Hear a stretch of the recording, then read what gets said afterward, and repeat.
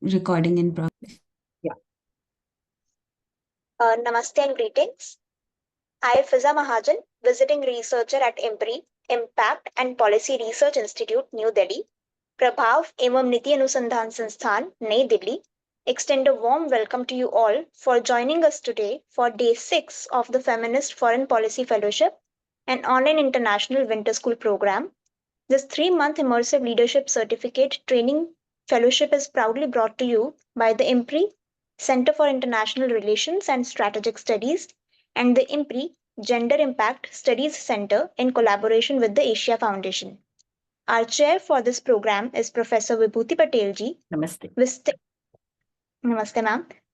Visiting distinguished professor at IMPRI and former professor at Tata Institute of Social Sciences, Mumbai. We are grateful for her continued guidance and leadership.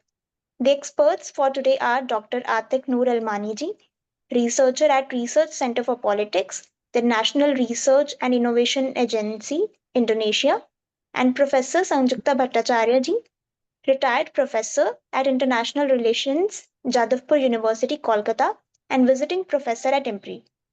We will share video recordings of each session to support flexible learning at your convenience. The guidelines document will be emailed to you after the session for your perusal. And before we start today's session, I would again like to make the announcement for housekeeping rules. It is imperative that you join the meeting on time. There will be a Q&A session after each presentation. Share your questions in the Q&A box and not in the chat box. The questions must not be posted as an anonymous attendee. Ensure that your questions are precise and refrain from making general comments in the question to save time. Now I request Professor Vibhuti Patel ji to start the session with her opening remarks. Over to you, ma'am. Yeah, thank you. Welcome to day 6 of the Feminist Foreign Policy Fellowship Program. First of all, I would like to thank both the Asia Foundation's Dr. Ms. Nandita Barua and Apurva Singh, and IMPRI's Dr. Arjun Kumar, Dr. Simi Mehta, and the coordinators, Mr. Satyam Tripathi, Ms. Vithita Zha, Ms. Sweta Shankar, and today's moderator, Ms. Fiza Mahajan, for your hard work. And I welcome our today's guest, Dr. Athiqah Noor Alami, who has been, I have known her for past 3-4 years, and she has been a very serious and committed scholar on the issue of feminist foreign policy in Asia and Pacific region. First, a brief outline of all that happened in the previous 5 days. First, we began the inauguration was done by Dr. Simi Mehta, who provided a profile of previous 2 courses of feminist foreign policy by IMPRI, in which we got a massive response, and also the event outcome reports and also came out. Ms. Nandita Barua from the Asia Foundation, she also gave a very erudite opening remark, and she emphasized the issues of diversity, equity, national security, foreign policy, and securitization through the feminist foreign policy with the gender and intersectional lens. And she also demanded that we need to have a more confidence, and we should take forward this agenda of feminist foreign policy in the at the stage of history where nation states are polarized. My presentation was about the transnational feminist solidarity during 80s and 90s, and we had a Stephenie Foster, who gave a keynote address, and she's an author of a book on feminist foreign policy, and she also said that UN and other multilateral bodies, their accent is the earlier framework developed, leaving out 50% of population, because they were only talking about the man talking with each other, and there was 50% of world's population was left out. And she said that what we aim to do through feminist foreign policy is to 4 constructs are extremely important: gender equality as a goal and strategy, broaden definition of security that includes food, health, condition of refugees, and internally displaced people and climate refugees. They need to be looked after.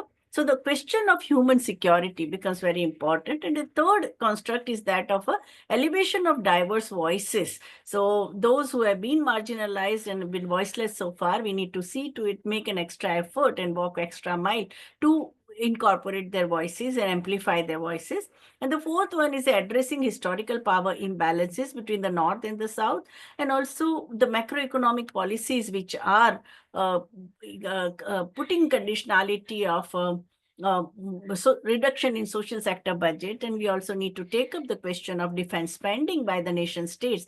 In fact, that spending could be diverted into developmental causes if we have a instead of warring nations, if we have a peace on this planet. Day 2, we had Professor Sanjukta Bhattacharya, who spoke on origins and trajectory in theory and practice, and where she gave a the overview of various international theories. And she also talked about how the normative perspective of feminism got traction when CEDAW, or Nairobi Forward-Looking Strategy, or Beijing Platform for Action, or United Nations Security Resolution 1325, they resulted and culminated into feminist foreign policy in 2000 adopted by Sweden.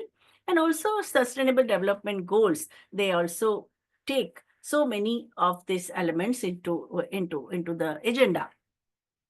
She also spoke after on very that we need to have more developing countries committed to the feminist foreign policy, and she also gave example of Mexico and Mongolia.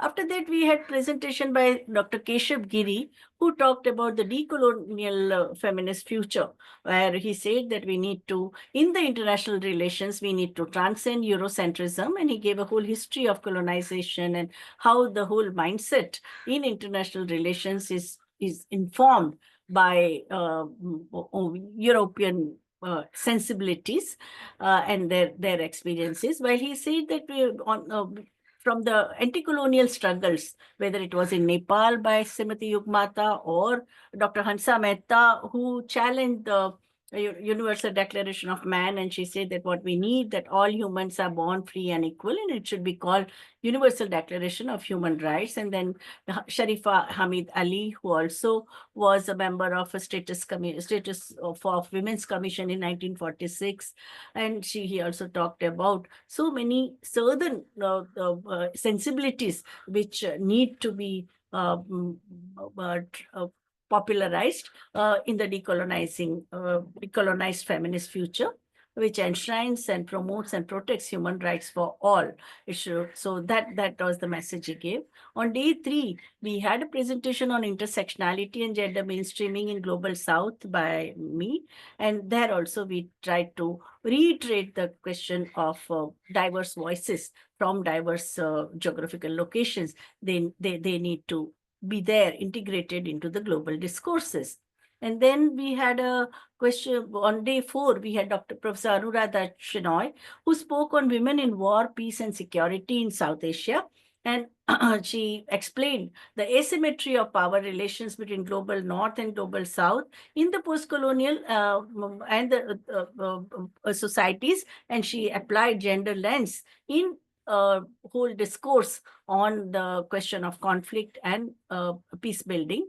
And she talked about the women, just by biologically being woman, you don't become a feminist. She gave example of what happened in the prisons in Syria, how the prisoners were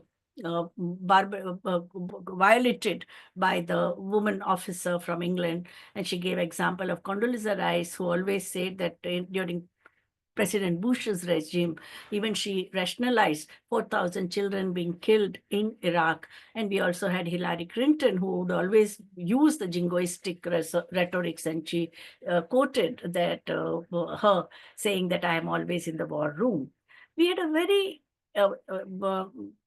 powerful presentation by Professor Mariam Sadat Khan from South Africa, who spoke on global migration and feminist foreign policy. And she also suggested the priorities of should be gender justice in all discourses on feminist foreign policy. And she said that we don't need the bootlickers of capitalist patriarchy and the queen bees within the international relations.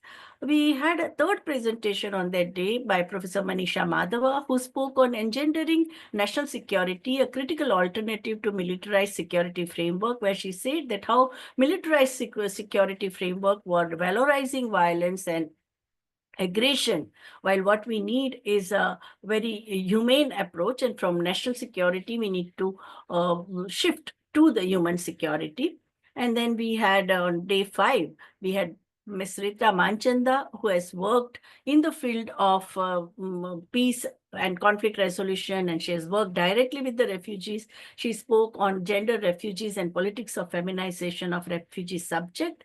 And she talked about the various conventions on refugee rights from 1951 till the present. And she also said that how depoliticization of women refugees becomes misleading, because they are just not victim of conflict, but they also have their skills, they also have their attitudes, they are also challenging day-to-day patriarchy in their personal lives. And their agency, their voices should be integrated in the conflict resolution agenda. And now today we have Dr. Athiqah Alami to enlighten us on ideology, semantics of feminist foreign policy vis-a-vis the global south. Thank you. Thank you so much, ma'am, for the recapitulation. I am honored to call upon our first expert for today, Dr. Atiq Noor Almaniji, researcher at Research Center for Politics, the National Research and Innovation Agency Indonesia, who will address us on the topic of feminist foreign policy, ideology, semantics, and the global south. Over to you, ma'am. Okay, thank you, Miss Fiza. Am I audible? Can you hear me? Yes, ma'am. Okay, thank you. Okay, good evening from Jakarta, Indonesia. It is such an honor for me to be part of this important program on feminist foreign policy fellowship. I'm really interested in the program, Prof. Probably I will make the similar kind of a program in Indonesia, also very inspiring program. And thank you so much, IMPRI, and particularly Prof. Vibhuti Patel, for your kind invitation, so I can join this program and learn from other incredible speakers. Thank you also, Prof, for giving us the background of previous session, which were, I think, extremely interesting issues and relevant in discussing various aspects of feminist foreign policy. Okay, in today's session, I will share my insights on the ideology and semantics of feminist foreign policy, and in what ways this framework has been understood, by the global south, a term that usually we use it refer to developing countries in Africa, Asia, Latin America, and Oceania. Okay. I think we agree that feminist foreign policy has garnered increasing attention in recent years, and it has, emerged as a crucial framework for understanding and shaping global affairs. And to have further discussion on feminist foreign policy from the global south perspective, my presentation will consist of 3 main sections. First, I will explore what are the ideologies of feminist foreign policy by pointing out its goals and objectives. And I guess you all the participants already know what kind of approach of this feminist foreign policy. And in the second section, I will focus on the semantics of feminist foreign policy, the ideologies and power structures at play. In the third or last section, I will discuss in what ways these ideologies and semantics have been perceived and understood by the global south countries. Next slide, please. Okay, I will start from the section on the ideology of feminist foreign policy. As we know and agree that feminist foreign policy is an emerging approach to international relations. It aims to prioritize gender equality as a fundamental aspect of foreign relation, try to ensure that women's rights are central to diplomatic efforts and international cooperation. And the adoption of a feminist foreign policy at the gendered power structure and existing patriarchal hierarchies. And this policy signals a commitment to building, kind of a society where women and men can thrive by ensuring the full rights, representation, and resources across policy and societal domains. Rights, what I mean by rights here actually refers to advocating for the protection and promotion of women's rights globally, and representation can be achieved through increasing women participation in decision making process at all levels of governance, including in foreign policy realms and peace negotiation. And what we mean by resources is how to ensure equitable of resources to support gender equality initiative. And based on these ideologies, in practice, feminist foreign policy may promote women's participation, for instance, in a peace negotiation, and how to improve their representation in diplomacy and mitigate the consequences of military action on marginalized communities, including women and children. Next slide, please. Okay, and what actually the semantics of feminist foreign policy? The semantics of feminist foreign policy actually have been the subject of extensive scholarly discourse. At its core, feminist foreign policy seeks to challenge the gender blind and often, kind of androcentric approaches that have long dominated the field of international relation and foreign policy in particular. And we know that previously, a traditional diplomatic language often assumes a gender neutral or male dominated view of the world. Uh, we know that in particular, the traditional kind of diplomatic language oftenly center around military power, economic dominance, and state sovereignty, rather than to focus on human security, including on women's issue. And this policy framework, feminist foreign policy, also emphasize the importance of centering and recognizing the voices, perspective, experiences, and pivotal roles of women and other marginalized groups in the formulation and implementation of foreign policy, as well as in shaping the international arena. Feminist foreign policy also seeks to, redefine global norms or values such as human rights, peace, development in a way that centers gender. Feminist foreign policy also seeks to kind of a in international relations that benefits all communities and create a more just and peaceful global society. Next slide, please. Given the background on, kind of ideology and semantics of feminist foreign policy, then how Global South respond to this framework, I think it is important to know how actually Global South countries respond to feminist foreign policy. And the response of the Global South to feminist foreign policy is complex and diverse. I can say that.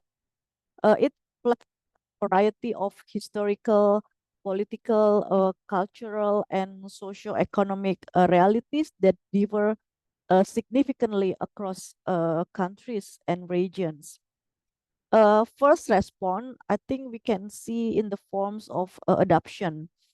Several countries in the global south have started, adopting elements of feminist foreign policy, but the extent and implementation of this policy differ.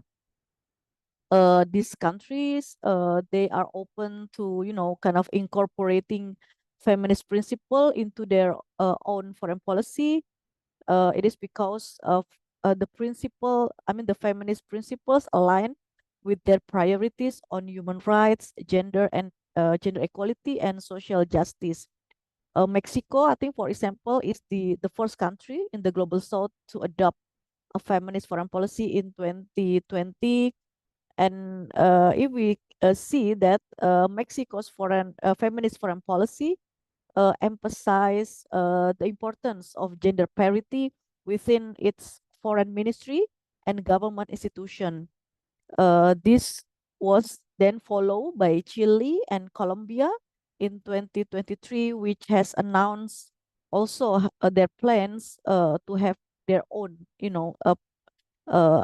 adoption of feminist foreign policy. These countries, Mexico, Chile, and Colombia, as part of the global south countries, they try to, kind of a contextualizing feminist principle within their specific socio-political landscape by addressing some issues that really happened domestically, such as violence and probably economic inequality and climate change. And another kind of a response of the global south countries on feminist foreign policy in the form of, kind of a criticism and caution. Actually, global south countries may perceive feminist foreign policy through a different lens.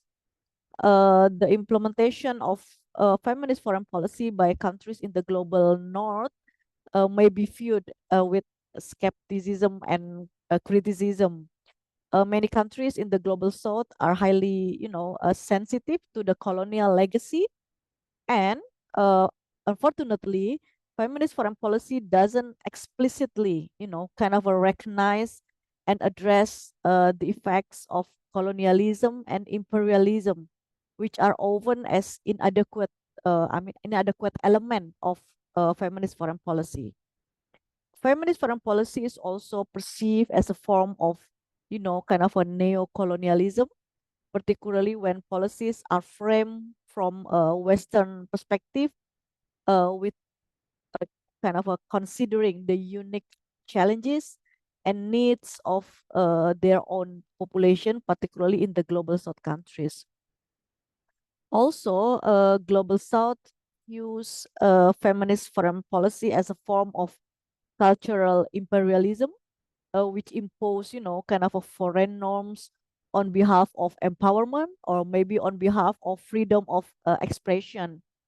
For example, I think we can see in the promotion of specific values such as LGBTQ rights may not align with, kind of the religious values of global south countries. And it happens also in Indonesia.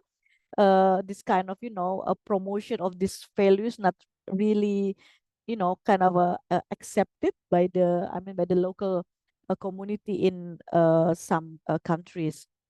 And this situation, I think, really brings attention on how policies on the global north might, kind of intersect with the needs, realities, and aspiration of the global south countries.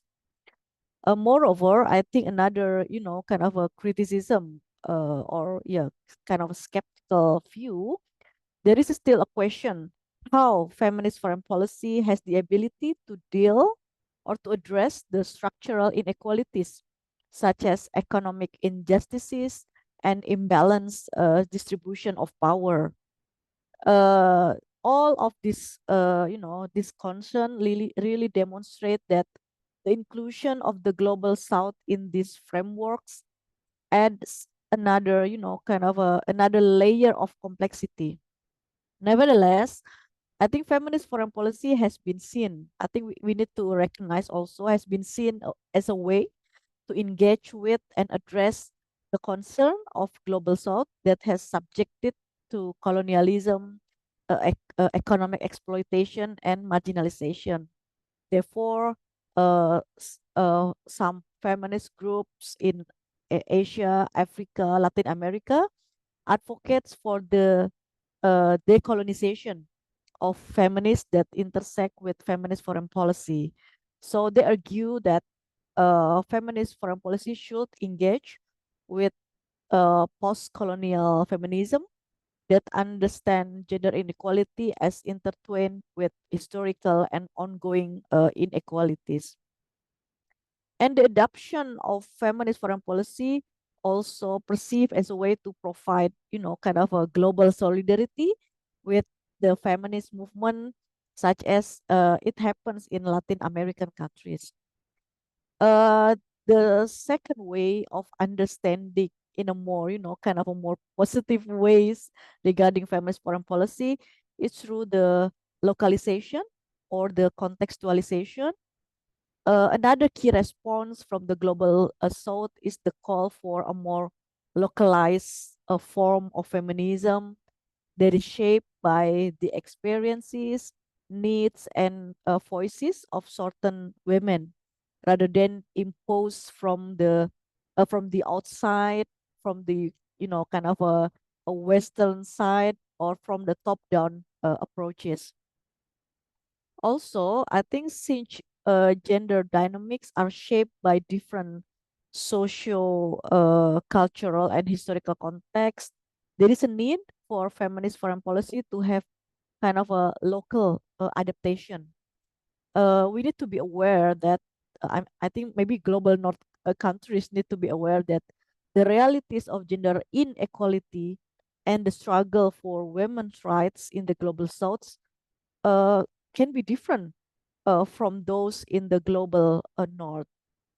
Therefore, I think feminist foreign policy from the global South perspective should be context sensitive, should reflect the local struggles and needs, and to prevent, I think, homogenization of the, of the global North kind of a view. And importantly, I think what I mean by localization and contextualization is giving more space, have more engagement for kind of a local actors such as NGOs, any agency is really crucial to recognize the agency of the local community. It can be done through kind of amplifying the voices and leadership of local communities, their activism and their movement, I think, in the global south, and not only amplifying their voice, but also give them, kind of empowerment and engage them in pursuing gender equality agendas. And this kind of, involvement of local actors with its genuine ideas will bring importance of local ownership.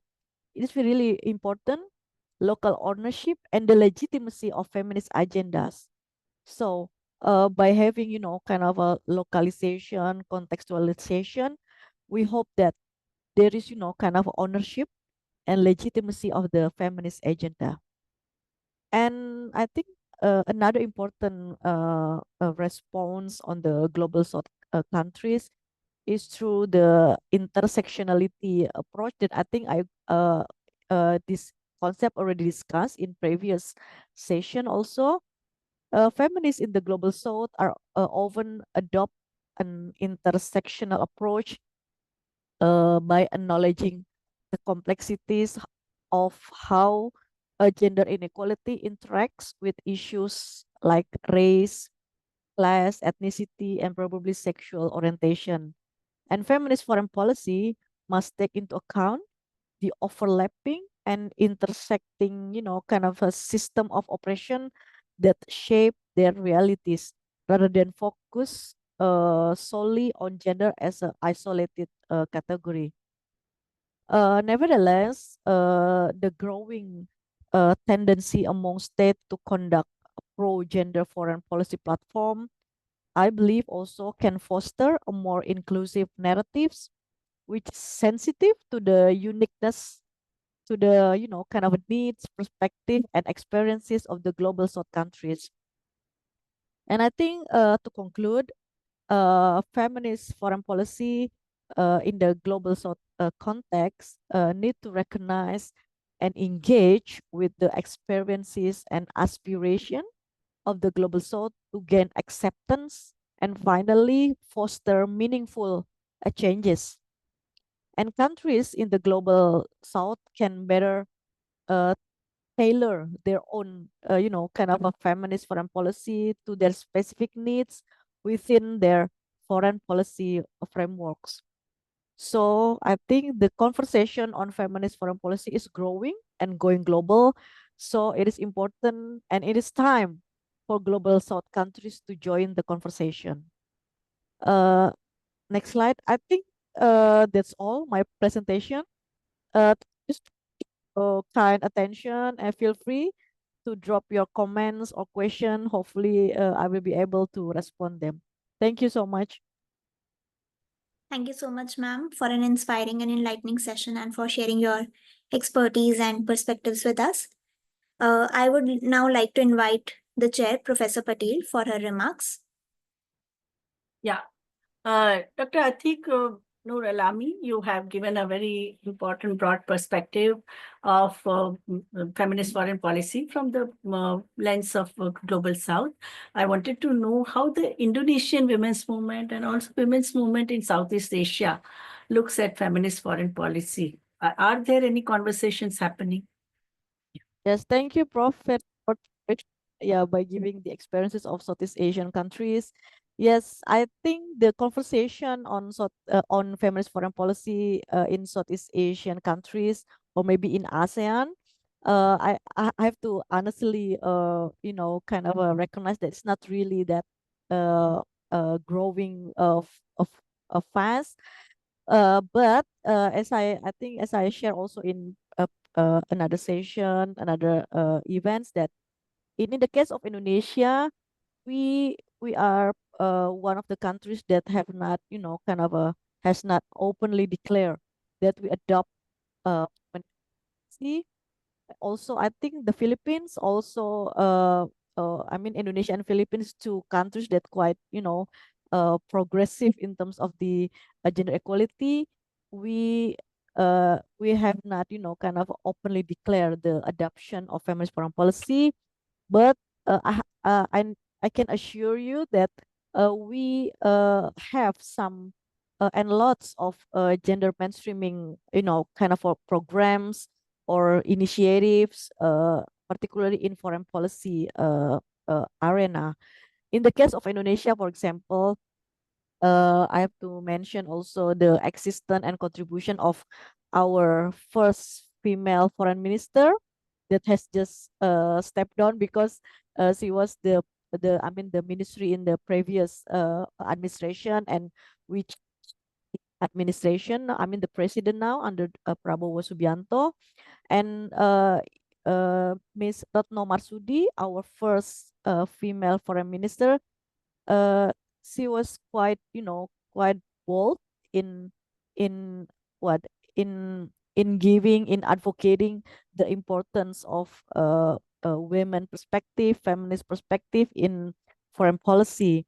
I think she bring very, kind of a important legacy in the case of, kind of how Indonesia always try to bring the experiences, the situation of women and children in Palestine, to really show how the impact of war really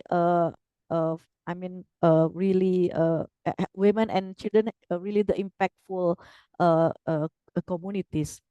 However, I think I need to recognize also that not the gender mainstreaming a strategy in in Indonesian Ministry of Foreign Affairs uh still progressing. One of the, kind of the challenges is we have not yet senior, lots of senior diplomats, women senior diplomats. The number of women senior diplomat is very, very limited. Maybe we can count not more than female seniors in a top level in the diplomats.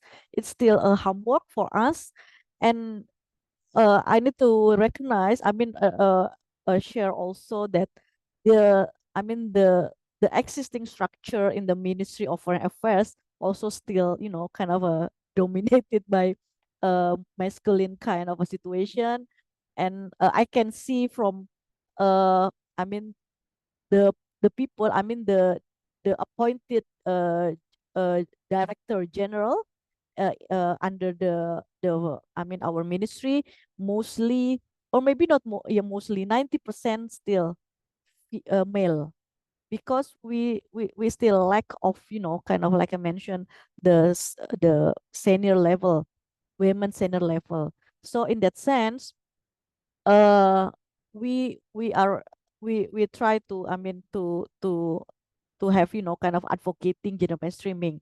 But under the new government, under the new administration, I have to say also, actually, all the diplomatic staffs, in the top level, uh, are male. It's really become our concern, and how will be the future of the gender mainstreaming agenda that has been started quite well by our previous female minister.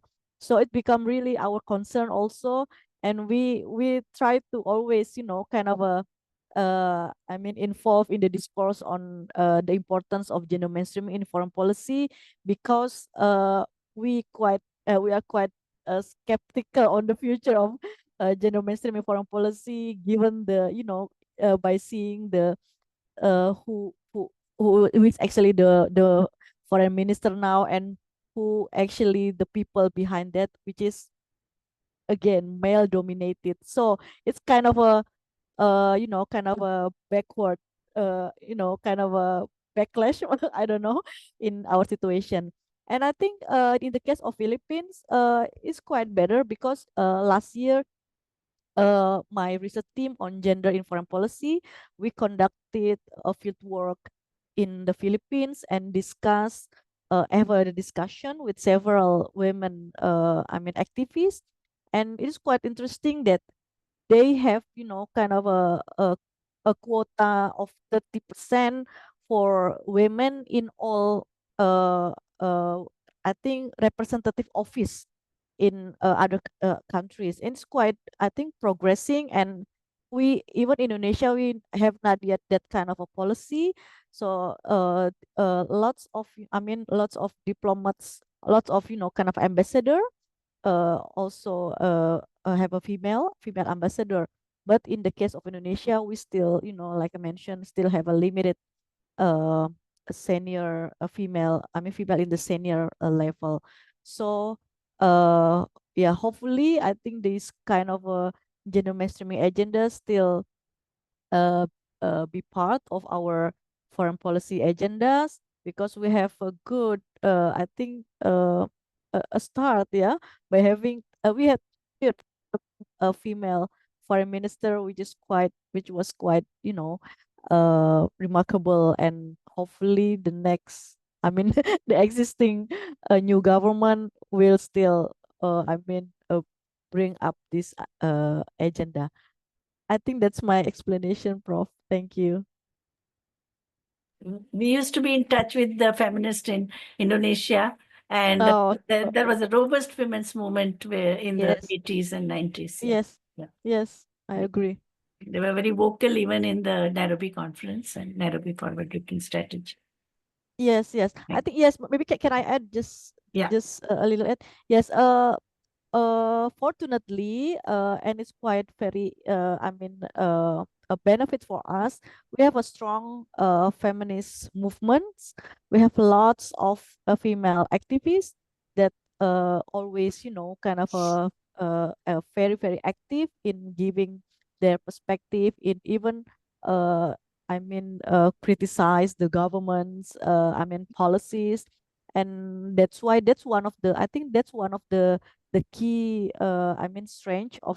strength of Indonesia, that we still have kind of a strong and solid feminist movements that ready to, to give their feedback, inputs to the government. So that's the thing that we can do, giving more space to the, to the civil society, activism, and even, I mean, from my community as the, kind of a researcher, academician, we also hand in hand with the women activists to really keep the agenda forward, yeah, keep this women agenda or feminist agenda bring up in the government's agendas. Thank you, Right. Prof. Thank you so much, ma'am. Now we will open the floor for Q&A session, and I request the participants, they can either raise their hands from the Zoom feature, or they can type the questions in the Q&A box. So ma'am, there are two questions as of yet. Mohammed Shafiq Sultanji, you can Can unmute he yourself. ask? Can he ask? What ma'am? Can Mohammed Shafiq Sultanji, can he ask? I said. Yes, ma'am. Yeah, Yes. he can unmute and ask. Yeah, correct.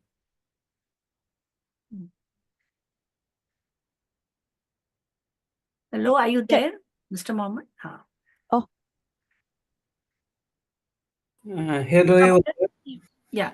I have one question from Dr. Alami.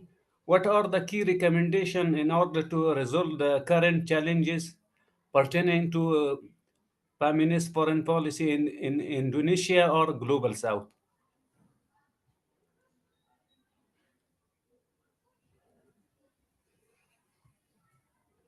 okay. Thank you, Mr. Sultan, for your question. Really important question. What we can do? What actually the key recommendation? Actually, I already mentioned one aspect. Really, it's about the engagement with the local feminist movement. It's really crucial to to ensure the implementation of feminist foreign policy, because they have the resources, they have the networking, I mean the grassroots kind of a networking that can be I mean used to really support this kind of agenda. And secondly, I think the policy coherence is really important also. Currently, maybe, I mean, even in the case of Indonesia and probably other Asian countries, the policy on gender mainstreaming is still scatter in many government agency and ministry. Yes, we have the Ministry for Women Empowerment and children protection, but I mean, the ministry is only at the national level. They don't have, kind of a uh, derivative institution at the local level. So they need to work with other government agency to implement their policy. That's why the coherence of the kind of a feminist policy, feminist agenda still become a problem. That's, I think, the thing that we need. And maybe the third thing, although maybe it's kind of skeptical or not, is the political will of the of the of the government. It's really important. uh yes, in the case of Indonesia, yeah, we had a female president, yes, President Megawati, but in the recent years, I mean, the leaders of our, at the national level, still dominated by male, and they have a, kind of a less commitment on advocating women's rights. Yes, they have, I think, but still need to to ensure that the implementation of the policy is really there. That's why I think political will of the government is really important. I think that's the three uh, uh, key recommendation. Or probably maybe I can add uh, another I mean aspect that probably relevant for in the grassroots level, is about, kind of education and capacity building. Maybe it relates to the local, I mean the engagement with the local activists, because the one of the issue, and probably in India or maybe in other Southeast Asian countries, the low level of education and the kind of the capacity building of female or women to really uh uh show, demonstrate their their position, they want to speak is really limited. So I think how to really build their confidence to speak, for example, and also, yeah, to enhance their capacity is also important. That's my comments, and hopefully it answer your questions. Thank you. Thank you so much, ma'am. I now request Dr. Amita Marwaji to ask her question. Thank you, Fiza. Am I audible? Yes. Yes, you are. Good evening, Professor Vibhuti. Yeah. And hello, ma'am. My question to you is, like I was going through in a historical context, and I have come across an interesting fact that there were some reforms in 2019, I think, that raised the minimum marriage age to 19. And still there seems to be some kind of a contradiction between the urban feminist movement and it is struggling to maintain relevance and connection with rural women needs and experience, as the child marriage still persists. So how do we reconcile with these kinds of challenges, ma'am? Okay, thank you for the question. Yes, I think in the case of Indonesia, we still have, kind of a different or stark different situation between urban and rural kind of a situation. And how to really, the urban feminist movement really maintain the relevance.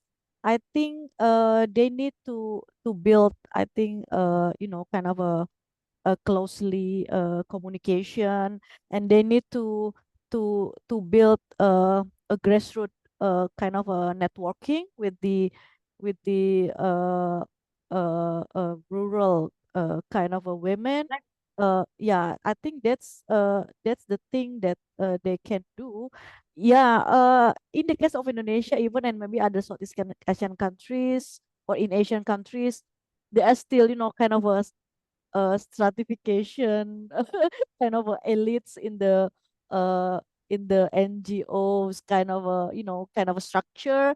I mean, in the feminist movement itself, kind of a elites kind of people that they think that they are have a more kind of authority to make decision, but also some of them not really have that kind of authority. But what I can see how to connect or maintain the relevance of the connection with the rural woman's need, I think build the connection, have a regular communication, and involve them in the program.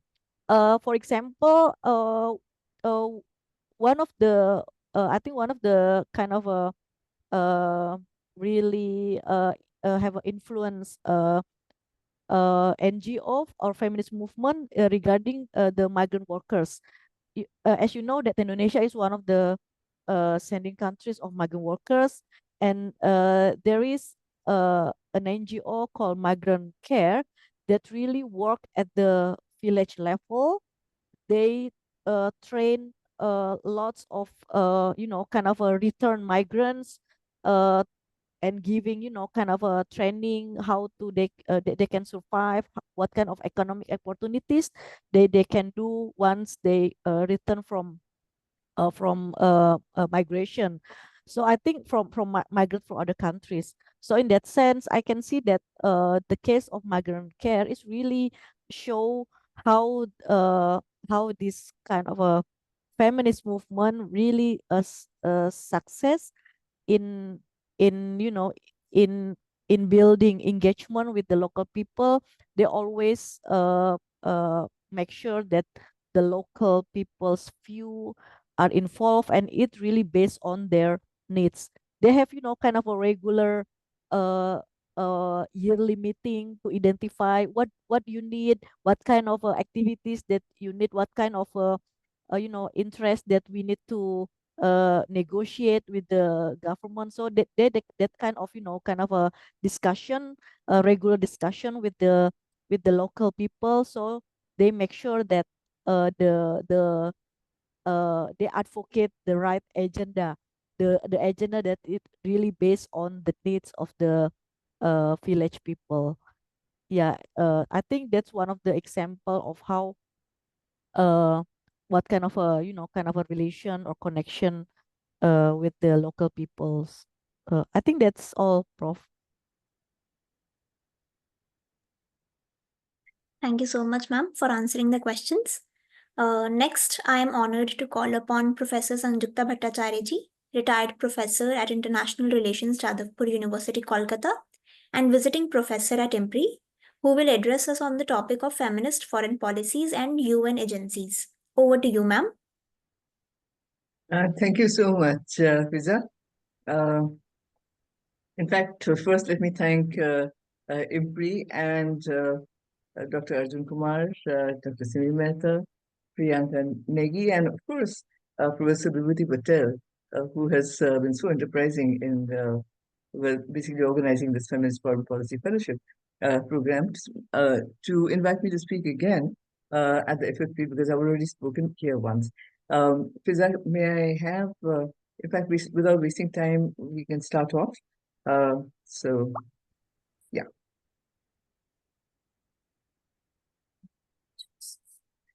Okay. In fact, initially I was asked to speak on inclusion of feminist foreign policy in UN agencies. Now, I do not think this was exactly. This didn't make much sense to me, so I tweaked it a little bit to make it feminist foreign policy and UN agencies. And this has been done. And I had to change this topic because I thought it was a bit wrong. Because of, in fact, two reasons. Firstly, feminist foreign policies are created and implemented in national institutions. That is, countries have foreign policies. Uh, and basically, these could be feminist or otherwise, whereas UN agencies have policies which are mandated by the United Nations, and these can be gender sensitive, gender inclusive, but they cannot adopt foreign policies independently of their own since they're agencies of an international organization which has its own principles and values and mandates, and certainly not a foreign policy. So basically, there can be inclusion of values that comprise feminist foreign policy in or the components of feminist foreign policy, because no two feminist foreign policies are alike. So basically, what I'm trying to say is that, well, UN agencies cannot have their own foreign policies or anything like that, and the UN also does not have a foreign policy. It's an IGO, and it is meant for certain things, it has norms, values, principles, but not really a foreign policy. And what I also want to point out is that basically the UN has mandated gender sensitivity, gender equality from the very beginning, and in fact, feminist foreign policies in different countries have developed out of these UN norms and values rather than the other way around, right? So that brings me to my second point. There is no, in fact, agreed upon definition of feminist foreign policy, which I've talked about earlier. And since these policies are basically self-declared by countries that adopt a feminist foreign policy, they differ from country to country. Canada, for instance, takes a feminist approach primarily in relation to international assistance programs, ending impunity for sexual and gender-based violence, and improving access to sexual and reproductive health in humanitarian crisis. On the other hand, you find basically Germany, okay?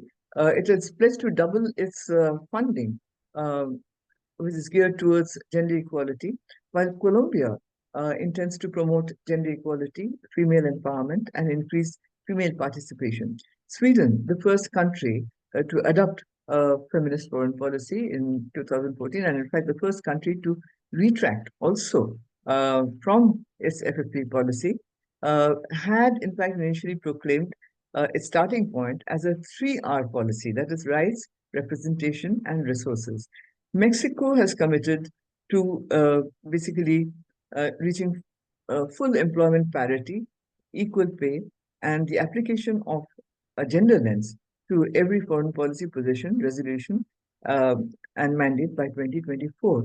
Now, here in none of these countries do you find too much of the WPS agenda that you see over here, which in fact is promoted by the United Nations. Now, what I'm trying to say is that these are very selectively taken. So when you're talking about UN agencies, these also are particular agencies, and in fact, some of them are very specialized agencies which target certain aspects of international relations. But for the most part, in fact, it's the United Nations itself, the UN Security Council and the UNGA, which decides on norms and values and mandates, all countries together, and these are followed up by the agencies. Now, so what you find is these countries which have adopted feminist foreign policy are gender sensitive. There is also a common defining policy. There is no common defining policy except for their gender sensitiveness. But it must be pointed out that it is from the UN and the actions of its agencies that the very concept of feminist foreign policy has developed. So, in my presentation today, I will firstly basically look at the UN and its agencies and how they have helped in nudging countries towards a feminist foreign policy. And secondly, examine how these agencies themselves, may I have the third slide, please? The next one. Yeah. So these are the UN agencies, and in fact, I'll be mentioning some of them later on. But I'm showing these are the specialized agencies. There are many sub-agencies. There are about 68 agencies, what should I say, departments of the United Nations. But here, these are the specialized agencies. So basically, I'll examine how some of these agencies, especially the UN Women, which is not really mentioned over here, I continue to promote the key principles and issues that comprise the very components of feminist foreign policy. And thirdly, finally, I will analyze what more can be done at the multilateral level to promote feminist foreign policy. So it needs to be emphasized that feminist foreign policy did not develop from merely feminist theories, which I've been talking about, and even feminist movements, although the former, that is feminist theories, helped in basically drawing attention to power hierarchies, structural gender injustices, and discrimination against women and girls, leading to unequal constructed social structures. And in fact, the latter, that is feminist movements, galvanized communities, especially of women, to call for equal rights for women, set goals and standards for a gender equal world, and get rid of what is called the patrilineal fraternal syndrome, which privileges masculinity and male domination over other genders. However, without an institutional driver to set gender equality norms and standards and push these at the global, regional, national, and local levels through laws, conventions, policies, and other measures, gender-based equity and equality at a global or regional level would never have been possible to achieve uh, basically on its own. And this is where the United Nations comes in.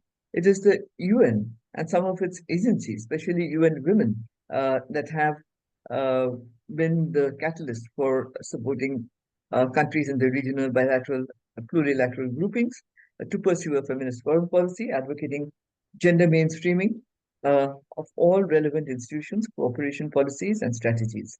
Next slide, please. This is UN Women, and in fact, this is the main one. In fact, I'll go back to UN Women later on, and this is the main. I'm not going to say agency because it's more of a department than an agency. But basically, it is the entity for gender equality, as it says, and the empowerment of women, and that's exactly what it starts with. So this I'm going to focus on more than anything else. Now, while the feminist movement in various countries have sought to break down structural barriers to gender equality and women's empowerment in countries that have adopted feminist foreign policies, uh, well, these have also tried to reshape governmental policies and institutions on feminist principles. Um, what you find is the traction was provided by the UN and its relevant agencies. So basically, that is exactly what I'm trying to emphasize over here. The importance of UN as the norm setter, the principle setter, the standard setter. Okay. By today, all important projects of the UN for the betterment of humanity, that is peace and security, human rights, sustainable development, and humanitarian disaster response, are mainstreaming gender equality and women's empowerment. In fact, together it's called GEWE in basically UN terminology. And these involve various UN agencies, which I have shown in the last slide, the FAO, the IFAD, the UNESCO, as well as UN Women. And there are other agencies and departments too. But it's UN Women, which is the only integrated feminist global governance entity, which has been at least partially successful in the incorporation of gender equality and women's empowerment, not only in national policies, but also in the diplomacy and foreign policies of member states. Next slide, please.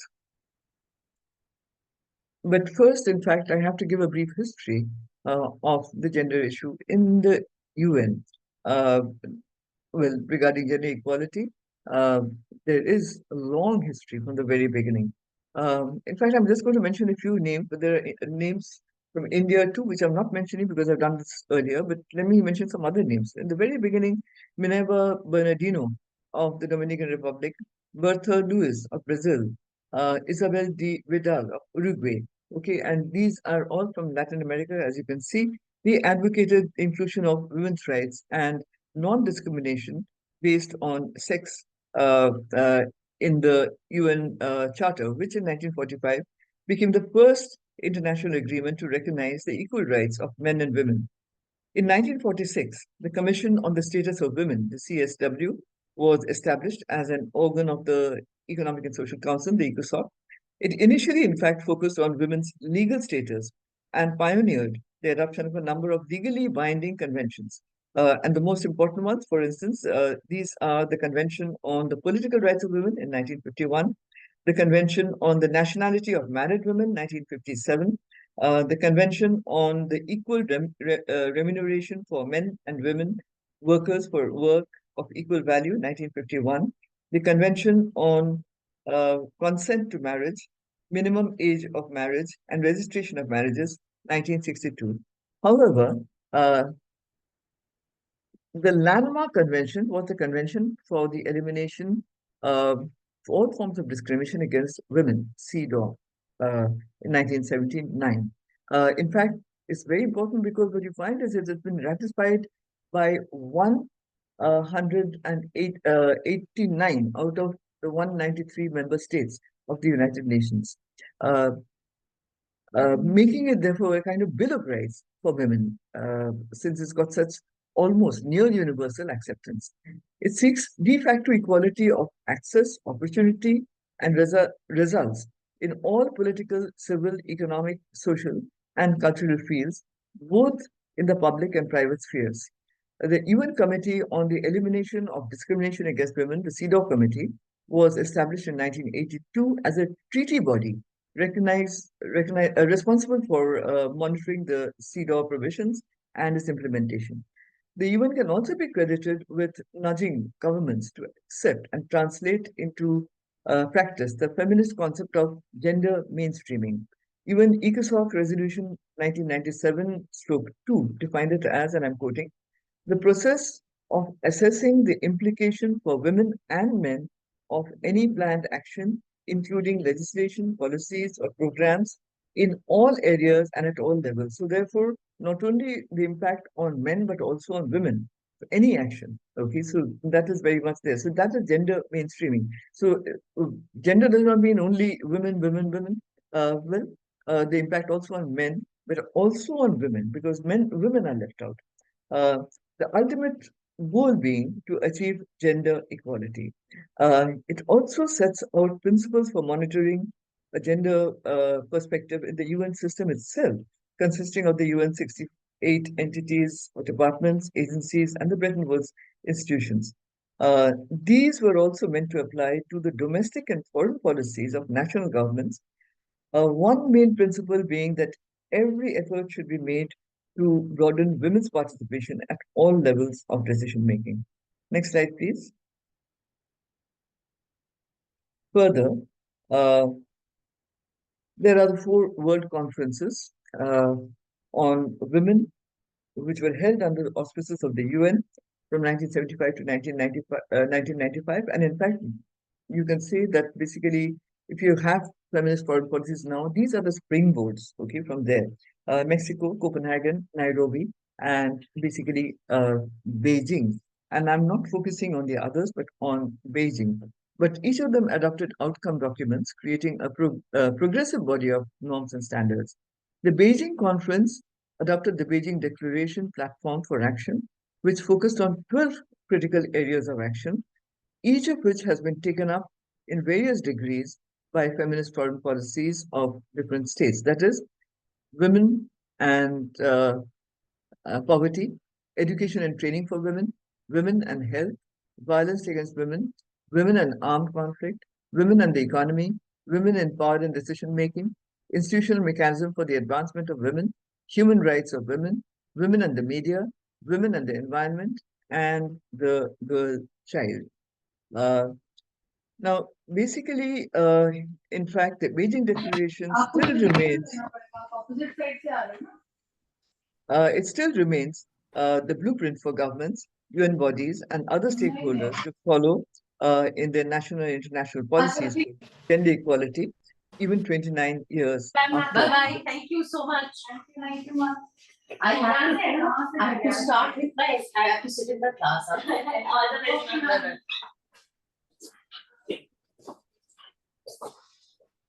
Now, in fact, the Beijing Declaration specifically addressed the foreign policy dimensions of gender equality and women's empowerment, as it called on international financial institutions.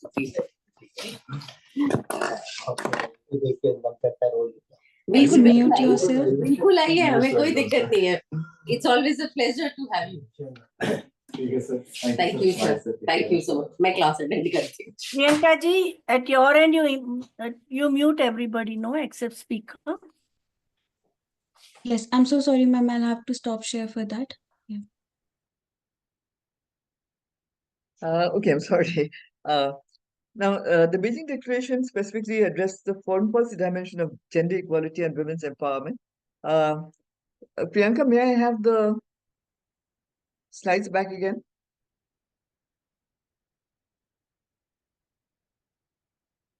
Okay. So basically, how foreign policy dimension of gender equality and women's empowerment, because it called on international financial institutions like the World Bank, the IMF, the International Fund for Agricultural Development, that is the IFAD, and regional development banks to exercise and allocate their grants and loans to basically programs for implementing the platform for action, the Beijing platform for action in developing countries, especially in Africa and in the least developed countries. Further, recognizing that women have played an important role in conflict resolution, peacekeeping, and defense and foreign affairs mechanisms, the Beijing Platform for Action noted that, and I'm quoting here, they are still underrepresented in decision-making positions, and if women are to play an equal part in securing and maintaining peace, they must be encouraged politically and economically and represented adequately all levels of decision-making. Next slide, next one, please. Next slide. The next big step stemmed from the UN mandated agenda, that is a substantive a step taken by none other than the UN Security Council to turn the gender lens of the international community towards conflict prevention, peace building, and women's security. The Women, Peace and Security, the WPS agenda, was enshrined in the landmark UN Security Resolution 1325 of 2000 and 9 follow-up resolutions, which have been uh, an integral part of the UN's peace and security architecture and are ingrained in all its agencies, policies, and operations. Resolution 1325 and its follow-up resolutions are groundbreaking because they focus on women's inclusion, voice, participation, leadership in international affairs, and recognize that women are differently and often disproportionately impacted by conflict, but can basically make vital contributions towards sustainable peace and security. The Security Council, which is tasked with maintaining global peace and security, is now more engaged not only as a policymaker but also as a monitor uh, for the implementation of WPS by UN agencies uh, and UN member states. It is important to remember that WPS is the fulcrum for gender equality related multilateral and bilateral diplomacy, since this is feminist foreign policy that you're talking about, in the major areas of maintaining peace, assuring security, countering violent extremism, and conflict related humanitarian action. But what I want to point out is that most states' FFPs really do not look into these matters. I mean, these are not there. Aid, trade, women's empowerment, gender mainstreaming, representation, these are all part of feminist foreign policies of countries. But where is peace and security? Okay, rehabilitation after conflict. These should also be part. Okay, next slide, please. The UN, through the General Assembly, uh, and its various agencies, has also been vocal and active in the field of women and the political economy. Dependency theories, we all know about dependency theories, basically the center periphery inequality.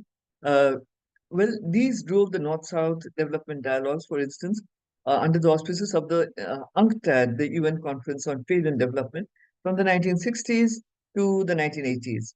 The rationale being that uh, global economy is so structured that the center of poor countries extract economic surplus from peripheral countries because of their political, technological, financial, and trading powers and advantages over, in fact, the less developed countries. Using the same logic, feminist political economists and feminist theorists suggested that women have been at the periphery of both national and international economies, as well as the division of labor and income. And this is characterized in the unequal participation and leadership of women in national and international economies, trade, finance, aid, and business. Uh, this peripheralization of women was acknowledged in the Addis Ababa Action Agenda on Financing for Development in the Third International Conference on Financing for Development in July 2015. It, in fact, reaffirmed that achieving gender equality, empowering all women and girls, and the full realization of their human rights are essential to achieve sustained economic growth and sustainable development, and emphasize the need for targeted actions and investments in the formulation and implementation of all financial, economic, and social policies. If you remember, Canada, Sweden, uh, Germany, and other countries of the North, particularly, put a lot of emphasis on gender based aid in their FFP assistance programs. Next slide, please. The Addis Ababa Action Agenda, in fact, is the forerunner of the 2030 Agenda for Sustainable Development Goals, of which SDG 5, which you find in the right-hand corner over there, gender equality. SDG 5 is the transformative agenda focusing on achieving gender equality and empowering all women and girls. But it should be mentioned that there are also complementary gender responsive targets in 11 of the SDGs, which comprise what together is known as the Gender Equality Compact. To go to the second part of my talk today, the UN has a body of overlapping agencies, which I've already shown you in a slide, and sub-agencies, some of which have specific tasks, like the International Civil Aviation Organization or the International Telecommunications Union, the ITU, etc. Well, where you have uh, gender, I mean, basically, how do you push gender and diplomacy out over here, or foreign policy over here? These are specialized agencies, but they also have a gender equality component over here, uh, because the elements of feminist foreign policy can be seen in gender mainstreaming in hiring, promotion, and basically in leadership positions, which in fact is monitored by other UN agencies within these. But there are other organizations like food, and these are actually directly involved in uh, development assistance, aid, technological assistance, etc., for women's empowerment, which would lead to gender equality. Uh, for instance, let me give you some of the organizations. The Food and Agriculture Organization, the FAO, the World Health Organization, WHO, or the UN Education, Scientific and Cultural Organization, the UNESCO, which can and do have policies of gender equality, which is a cornerstone of the feminist foreign policies of different countries. For instance, let me take the FAO. This has adopted a policy called Policy on Gender Equality. Next slide, please. Uh, that will give some of these, okay? And the corner one here is the FAO, but this is not the one I wanted, gender equality and climate change. But they have a policy, basically policy on gender equality 2020-2030. This aims to achieve gender equality in all its work, including agriculture, fisheries, forestry, etc., which, among other things, focus on providing equal rights and access to resources, services, and markets, adopting inclusive rural advisory services, developing gender-sensitive value chains, and assessing gender implications in trade. The middle picture over there, where you see these African women with big cabbages, okay, this is part of a FAO project, all right, as such, at basically rural productivity.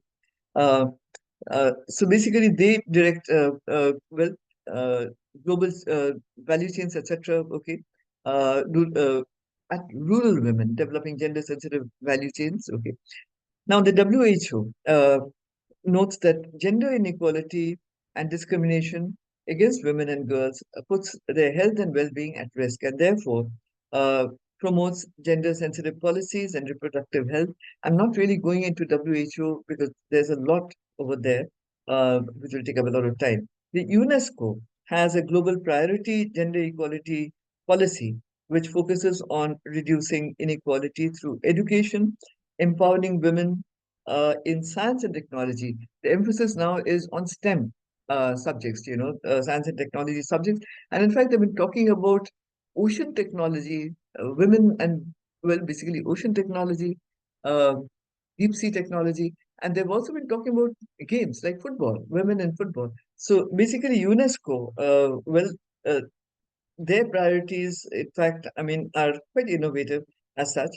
Uh, but well, they think that women can be there for environmental action because what their rationale is that rural women, Aboriginal women, women at the grassroots, they know more about climate, okay, than actually others sitting in high offices in Delhi or in the capital cities. And they would be, well, they would probably be able to, with the Chipko movement, okay, cutting down trees, this is way, way back, all right, it was women. It was a women movement actually, and it was an environment movement, okay. And look at what's happening there now, cutting down trees and what it has resulted in.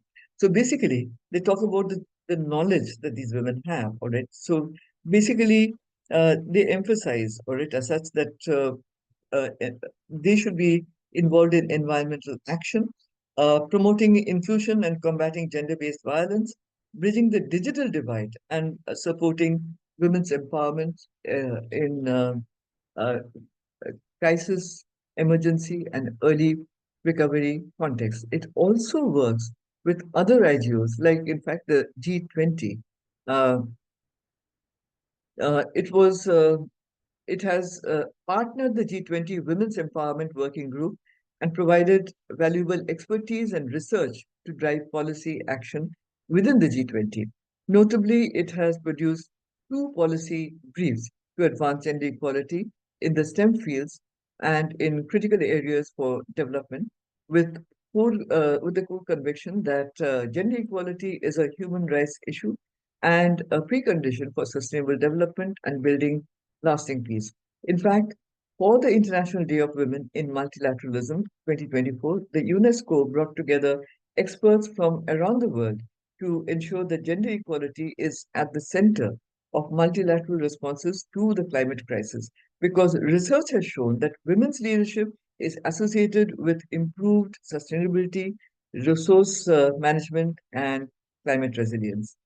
To mention some of the other agencies, IFAD, uh, that's the right-hand corner below.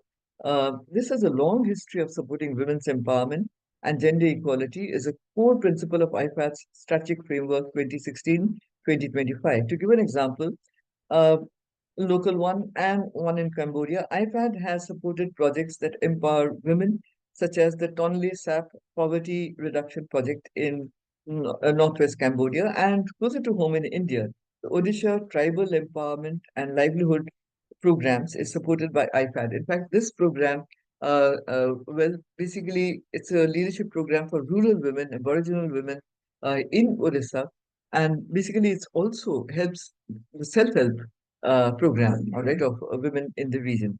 Uh, Now, both these are aimed at promoting economic empowerment of rural women, enabling them to have an equal voice in the rural institutions and achieve a more equitable balance in workload between men and women.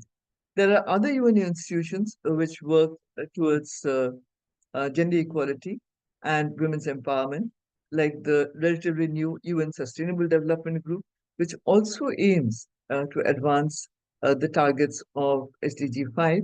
Their programs include United Nations country teams to integrate gender in the cooperation progress. That is, in fact, if you are thinking of feminist foreign policy, it's the UN agencies which are actually pushing for feminist-oriented foreign policy in these in different states through the UN country teams. In fact, the UN has also instituted two international accountability mechanisms, and this is within the UN, and this is very interesting because uh, you do not find this kind of accountability in national FFPs. Uh, there are R&D projects and all that, but these are this is something that the UN has done to monitor its own self. The first is the Sustainable Action Plan for Gender Equality and Empowerment of Women, that is UN SWAP 2.0, to provide an accountability framework of uh, community agreed standards and commonly agreed standards and coordinated uh, approaches to each entity in the UN system. And the second one is the UNCT SWAP Gender Scorecard, which is a standardized self-assessment of UN country level gender mainstreaming practices that aim to ensure accountability of senior managers. These are internal accountability measures that aim at external outcomes of gender equality and women's empowerment. Additionally, the UN provides development assistance for women's empowerment through several programs, but here I will mention only two. One of them, of course, has been merged into the other one, but let me mention it in any case. The UN Development Fund for Women, or UNIFEM, and the UN Entity for Gender Equality and the Empowerment of Women, that is UN Women. The next slide, please. Uh, the UNIFEM, in fact, is very much part of UN Women right now.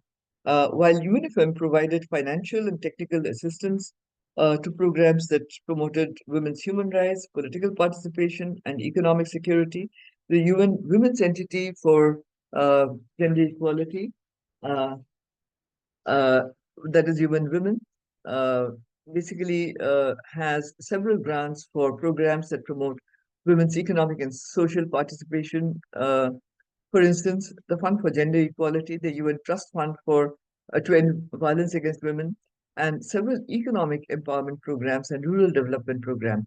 Although these are never termed as feminist foreign policy, they do take on even WPS agenda, and they have all the aspects of a feminist foreign policy, which bring us to UN Women. The full form is something which I just mentioned, the United Nations Entity for Gender Equality and the Empowerment of Women, which was created by the UN General Assembly in July 2010 by merging four different sub-agencies that were distinct from each other, but whose work often overlap. That is the Division for the Advancement of Women, the DAW, the International Research and Training Institute for the Advancement of Women, the INSTRAW, the Office of the Special Advisor on Gender Issues and Advancement of Women, OSAGI, and the United Nations Development Fund for Women, which I just mentioned, the UNIFEM. Now, the creation of UN Women was part of the UN reform agenda, bringing together resources, because these were divided amongst the four. Now, these are now grouped together. So it brought together resources and mandates for greater impact. Now, basically, the UN Women's main role is to support intergovernmental bodies like the Commission on the Status of Women, that is the CSW, in formulating policies, norms, and global standards, also to help member states implement these standards and providing suitable technological, I should also add, financial support to countries to that effect, while at the same time partnering also with civil society organizations, and finally, to hold uh, the UN system accountable for its own commitments on gender equality through monitoring and data gathering.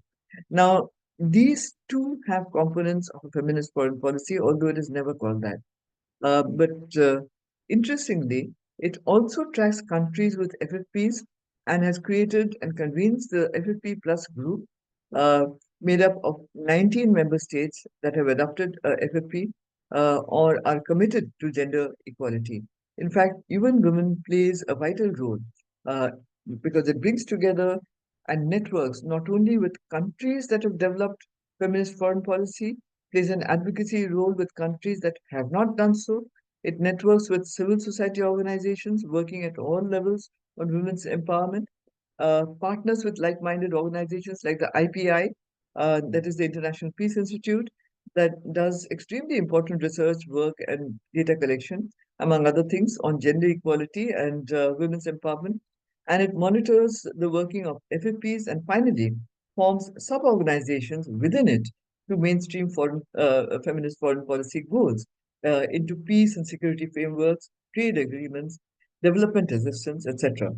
Apart from the FFP Plus group, UN Women also created a global partnership network for feminist foreign policy in July 2021, which brought together not only the governments, but a dozen or so civil society organizations to work in consultation on gender equality. It's very important to have civil society organizations working on gender equality to work with governments because you get the raw data from these civil society organizations. Okay, so basically brought together governments and civil society organizations to consult on gender equality, gender mainstreaming, women's rights, and representation, and of course, information sharing. Although, as mentioned, UN Women uh, cannot and does not talk of basically having an independent feminist foreign policy because it is very much a part of the UN and works under the UN's auspices and cannot adopt its own independent policies. It is the UN's bridge builder among countries with FFPs and countries that are inclined towards a feminist foreign policy without overtly adopting one, and civil rights organizations and issues that are embedded in the Beijing Declaration, the WPS Agenda, SDG 5, and other UN documents and practices aimed at gender equality and women's empowerment. Next slide, please. And finally, the concluding part. What can be done? In one of the earlier slides, I showed basically that there was a gender gap still. Recent global, regional, and national reviews under the auspices of the UN Women have indicated that there are major implementation gaps in every area, and progress is slow and uneven. Patriarchal structures are difficult to break down. Realist politics in foreign policy mean that power is created on military and economic strength, and these often result in wars where women bear the burden of displacement, migration, and poverty. The UN is the only multilateral institution which works towards changing gender unequal social norms and basically multiple and intersecting uh, forms of discrimination and marginalization of women, which also brings me to basically LGBTQIA plus, uh, because these are exacerbated. All these inequalities are increased by race, ethnicity, religion, and rural-urban divide, poverty, caste, and class. The UN itself, as well as its agencies, have all uh, consciously practiced gender mainstreaming and have attempted, wherever mandates allow, to close the gender gap through aid, technical assistance, advocacy, and development assistance. UN Women's Intersectional Advocacy Campaign and International Advocacy Campaign include Ring the Bell for Gender Equality in Stock Exchanges, Women's Empowerment Principles in the Private Sector, Planet 50/50, and so on. But still, much more has to be done within and inside the UN. You can see over here that it says over here that it will take 86 years to achieve gender equality at the current rate of progress. And you can see on the right hand corner over here, uh, parliamentarians, only women are about 20% of women parliamentarians, 18% are ministers. So there's a big gap. And when it comes to representation, one of the R's, okay, you find a big gap. Next slide, please. So what can be done? First, the gender data gap should be bridged.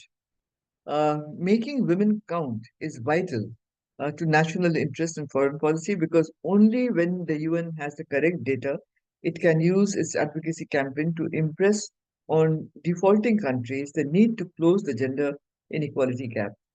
They have signed basically the CEDAW well, basically various uh, documents, but yet you find that there is a gap. The UN, in fact, has been focusing on this, but more emphasis has to be played on R&D, research and data. Okay. The second is bridging the fund crunch. The UN works in cooperation with donor states and beneficiaries in the core areas of gender equality and women's empowerment, uh, like women's economic development, women and peace and security, political participation, ending violence against women, but in fact, increasingly one sees uh, fund crunch, and more than the fund crunch, a donor exhaustion. When Yugoslavia was breaking up, one read a lot about how the UN was helping with refugee Bosnian women, their rehabilitation, etc. But now there are two wars raging in the world, and they've been going on for years now. One for years, yeah, one over a year in the contemporary world. And let me take Gaza, Palestinian women and children. They are the worst victims of war. But one may ask, what is the WHO, the FAO, the UN Women doing about the issue despite Resolution 1325 and the WPS agenda? Okay, these are questions that has to be asked. Okay, let me also basically talk about representation. Now, representation is something that is important to even women, also to FFPs of different countries. Uh, and what you find is that there's a lack of representation. So there's a bridging of the gaps in representation is very necessary. Let me give you an example over here. At the Doha 3 negotiations on Afghanistan, Afghan women who are the most affected were not represented. Human rights was not on the agenda of discussions with the Taliban. So this is basically a blatant violation of the WPS agenda. Uh, Next, basically UN agencies, and this is something which has been suggested by diplomats, okay, themselves, a gender-responsive diplomacy, bilateral as well as multilateral. So training can be given to diplomats, both men and women diplomats, so that diplomats of any sex are gender sensitive and gender responsive in war and peace, trade or finance issues, and bilateral and multilateral institutions. Here, in fact, UN women can play a part. Okay. Now, political will is very important. What is needed is not feminist foreign policies, which can be discarded at will, as you can see with Sweden, or at best paid lip service to. In fact, many seem to adopt FFP, but then nothing much is done uh, uh, uh, in at least some of the countries. But as the UN and its agencies have shown, there's a steady move towards gender equality and gender mainstreaming within the system as well as multilateral policies, which, well, sometimes are accepted and sometimes are not because the UN mechanisms for acceptance are poor. Okay. Now, what is needed, therefore, is political will in a male dominated world, which is at best a difficult target given the precarious nature of multilateralism and the UN. With countries acting with impunity, knowing that there is not much unity among countries for a proper global governance to function, nor is there an efficient uh, UN mechanism for punishment in case of defaulting. Okay, but it must be remembered, uh, uh, well, that women make up 50% of the population. And the last point here is UN agencies now should go towards intersectionality, which in fact, in the next slide, it's kind of there openly and lobby the UN for more action so that no one, not just women, is discriminated against or left behind.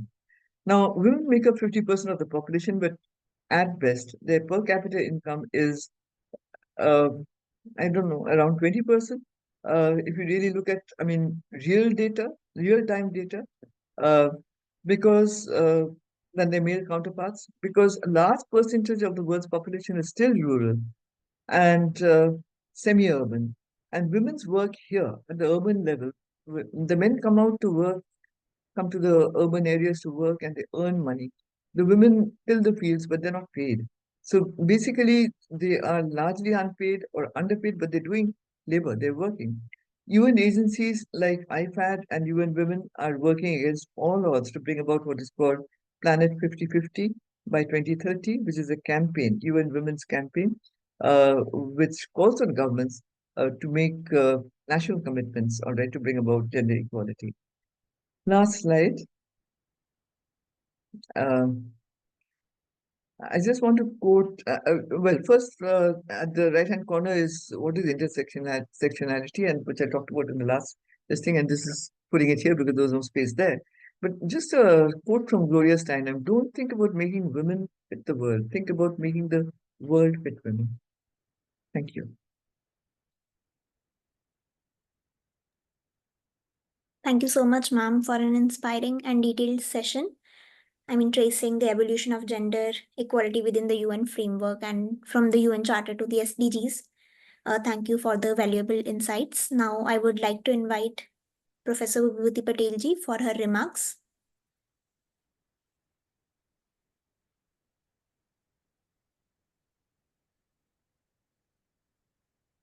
Ma'am, you are on mute.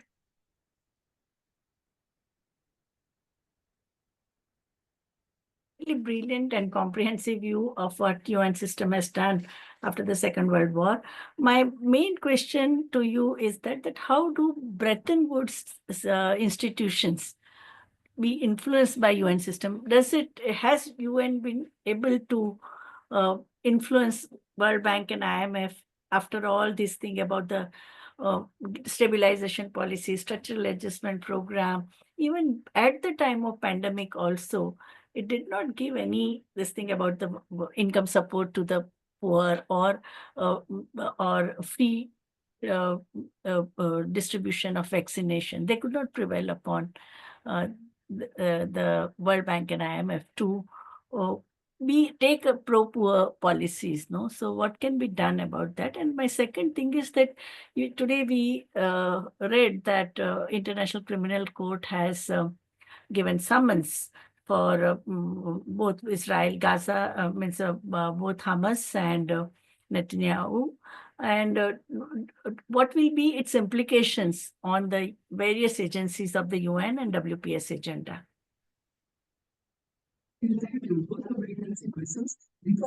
Deliberately left out Bretton Woods institutions, the World Bank, the IMF, because the UN really does not have much hold over them. But they are called sisterly organization, no? In rhetoric. Absolutely.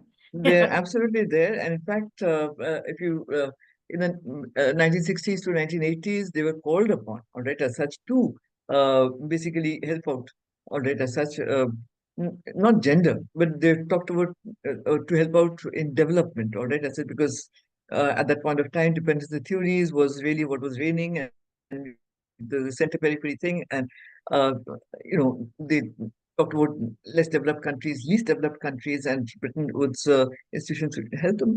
But how much aid did they really come up with? It was not really much. So basically, there is a kind of discommunication, I'm going to say miscommunication, all right, between the UN and the Bretton Woods institutions. And in fact, there is a lot of literature on how these Bretton Woods institutions are breaking down. And they are breaking down. Otherwise, China and basically its alternative banks would not be coming up, all right, as such. Cryptocurrency would not be coming up, all right, all these kind of things which are coming up instead, okay. So China is also posing challenge because it has waived debt of so many African countries, and it also absolutely. tried to help the both Maldives also and currently Sri Lanka in the midst of hunger and crisis, no? Absolutely. So, And it's forming its own bank, and apart from that, it's trying to push its own currency, all right, instead of the dollar. So basically, this would not have happened if the Bretton Woods institution was strong enough, all right. So they're also breaking down. So that is why I did not talk about Britain. What have they done for gender equality? They've done nothing, all right. So basically, I did not talk about them at all, okay. Now, as to your second question, I really uh, uh, missed out on this. I mean, International Criminal Court, no, has given the arrest warrant to arrest warrant. This is three of primarily them. because you see, I mean, I was given a last minute thing about preparing this paper. So in the morning, I had no time to read the newspaper or to listen to the news. Yeah. So I missed that out, you know. So No, but just can basically, you guess what will happen now? What will be, how will it snowball, no, into all the WPS agenda? Because Netanyahu, Gallant, and Hamas, all of for all three of them, ICC has given arrest warrant. And has ICC been able to impact UNSC and other agencies in the past? Like, first of all, in fact, let me give you my views. I mean, because let me just go back to IR, plain IR. The ICC has not been acceded to, it has not been accepted by the United States, and the United States is the most important. And now Trump is going to be there. Okay, now Trump, what he decides is more important than what the ICC decides. Because if you really go by what the history of ICC, it has given these kind of summons, and it has given these kind of, you see, indictments, etc., against the Sudan's president, for instance.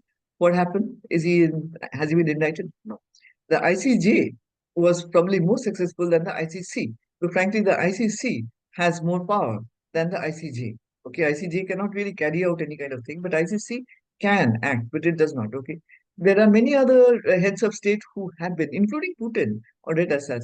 All you need to do is not go into countries, all right, where the ICC is functional, all right, where you can be picked up. So keep out of those countries, and nothing will happen to you. So nothing is really going to happen to Netanyahu. Uh, Even if he goes to the United States, nothing is going to happen. He's going to fly his own plane, all right, to the United States, and the United States has not ratified, they have not joined the ICC. So basically, there he's safe, perfectly all right. So he can visit them if he wants to. Okay, and so far as Gaza is concerned, now that is a problem. Primarily, if they're captured, they're going to be handed over. Okay, uh, so well, the weaker but most of the the weak Hamas suffer. leaders are killed also, no? Most of the leadership. Most of them are killed, but those who are there, unless they get protection from Iran, particularly Iran, uh, and through Iran, maybe Russia, China, North Korea, I wouldn't know. But basically, if they get help from any of these other countries, they can possibly survive. But knowing the kind of technology that Israel has, and you just said that most of them haven't killed, these are what? Targeted killings, and these are not legal killings at all. They are spotted through satellites. I mean, they have such advanced technology that they can make out which car, who is traveling, and then they can blow up the car. So basically, it's not the ICC that they have to worry about. They have to worry more about Israel.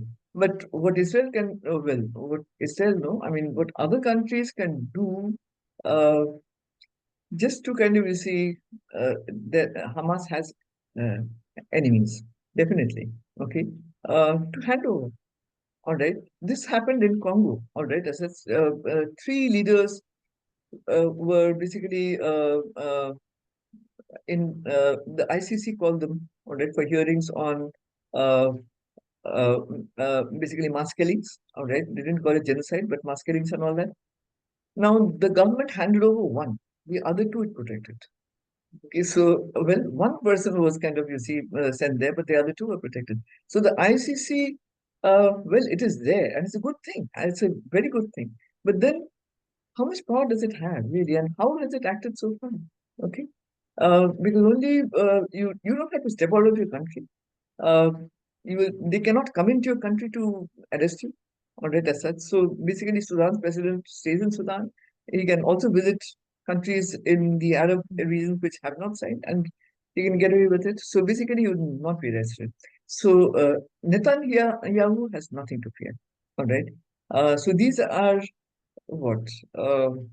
These are just statements. I don't think nothing much is going to come out of it. What matters, of course, is uh, Trump, when he comes to power, what his policies will be. Okay, Biden, before he left, he's giving missiles to Ukraine, all right, as such, which are targeting China, targeting Russia. And if you really realize what is happening in Ukraine, all right, as such, basically you find non-Europeans for the first time on European soil. Okay, that means basically North Koreans fighting in the Europeans have been fighting all over the world. All right, as such, they were masters of the world, so they could fight anywhere. But this is the first time they're infiltrating into Europe. All right, and there are also talk about Indian soldiers. All right, and not Indian soldiers from the Indian army, but I'm sure there are volunteers who are getting paid. So there are people from other people, mercenaries, who are joining the Russian army that way. So, uh, well, escalation can take place at any point of time. And what happens to India also is very important at this juncture, because what we see is that at the last summit of the BRICS, okay, which is enlarging, these are so we cannot have FFP by itself. We have to think about world politics when we are really putting in FFP. Now, it's becoming more and more realistic, all right, as such. And FFP is idealistic, all right, as such. So how do you kind of, you see, put the two together? Bridge the reality with idealism. So you have to see it in the context of the current world and the contemporary world and how it works out. So definitely, if that answers your But question. the domestic anti-war movements, how do you see them? What will be its weightage in decision making by the leaders? At this rate, I mean, I live in Calcutta. Kolkata, you know about the Athiqah incident, which happened recently. Now, even today, there are these huge marches uh, saying, we want justice. Even I went out on these marches, all right. The government is doing nothing, all right, as such. It just let the marches be. They don't interfere. They let them walk as much as they want. So basically, you can have anti-war demonstrations. You can have, it's not like Vietnam, all right? Unless you have within your own country, say in Israel, they start an anti-war movement, all right? As such, then of course it's going to matter to Israel, okay? But as long as there's no anti-war movement in Israel, nothing's going to happen. What happens if there's one in say Canada? It, Israel is not bothered, all right? Russia will not be bothered if they have an anti-war movement in well, any other country. So unless it is there, and well, anti-war movement in against Vietnam meant what? Pairing up, you see, these draft letters, all right? not going. So it was very, very different. It was not. It And was not also just the physically. youth refusing to join the army. That's no? what I'm saying. That was the Tearing up last the thing that doctrine. mothers defended their sons, that I'm not going to send my my Not going to son. send my to son. the- Absolutely. And the son's tearing up openly, refusing to go. When the draft letter comes, he'll tear it up and not go. They'll rather go to jail than go to war. So if something like that happens, then it makes a difference. But not otherwise. You can have as many marches as you want. You can speak as much as you want. You can have loudspeakers, everything, whatever. But nothing is going to happen, especially if it's in some other country. How does it matter? I mean, in India also we had in Calcutta, of course, I mean, it's a place for marches and things, and we take everything seriously. What happens all over the world? So there will be march when Nam Nam, Vietnam, Aman Nam Tuan Nam Vietnam. So Yeah. that was very much there, you see, but did it make any difference? No. And so uh, we were pro Vietnam at that time, anti-US. Okay, but did it make any difference? So that is That there. was for us the initiation of revolutionary, being revolutionary. We all Absolutely. got politicized with the anti-war movement, Vietnam War. Absolutely. Yeah, yeah. It was a life-changing experience. Excellent. So insightful. It's so comprehensive. Thank you. Thank you so much. Yeah. Because sometimes you become cynical about UN, no? Because it's just role of a teddy bear. What does it do? Absolutely. So that But without the UN, can you think of the world without the UN? that's Without, what- I when mean, you ask that question, then you Yeah. start thinking that we should galvanize UN into the action. But Absolutely. otherwise, Because, I cynicism mean, is there is not at least one luxury. institution, Correct.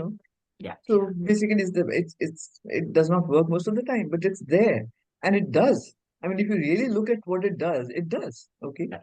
Maybe the UN Security Council is kind of deadlocked. Okay. Yeah. But at least there are resolutions and people are getting to know, I mean, what is happening where and where people stand.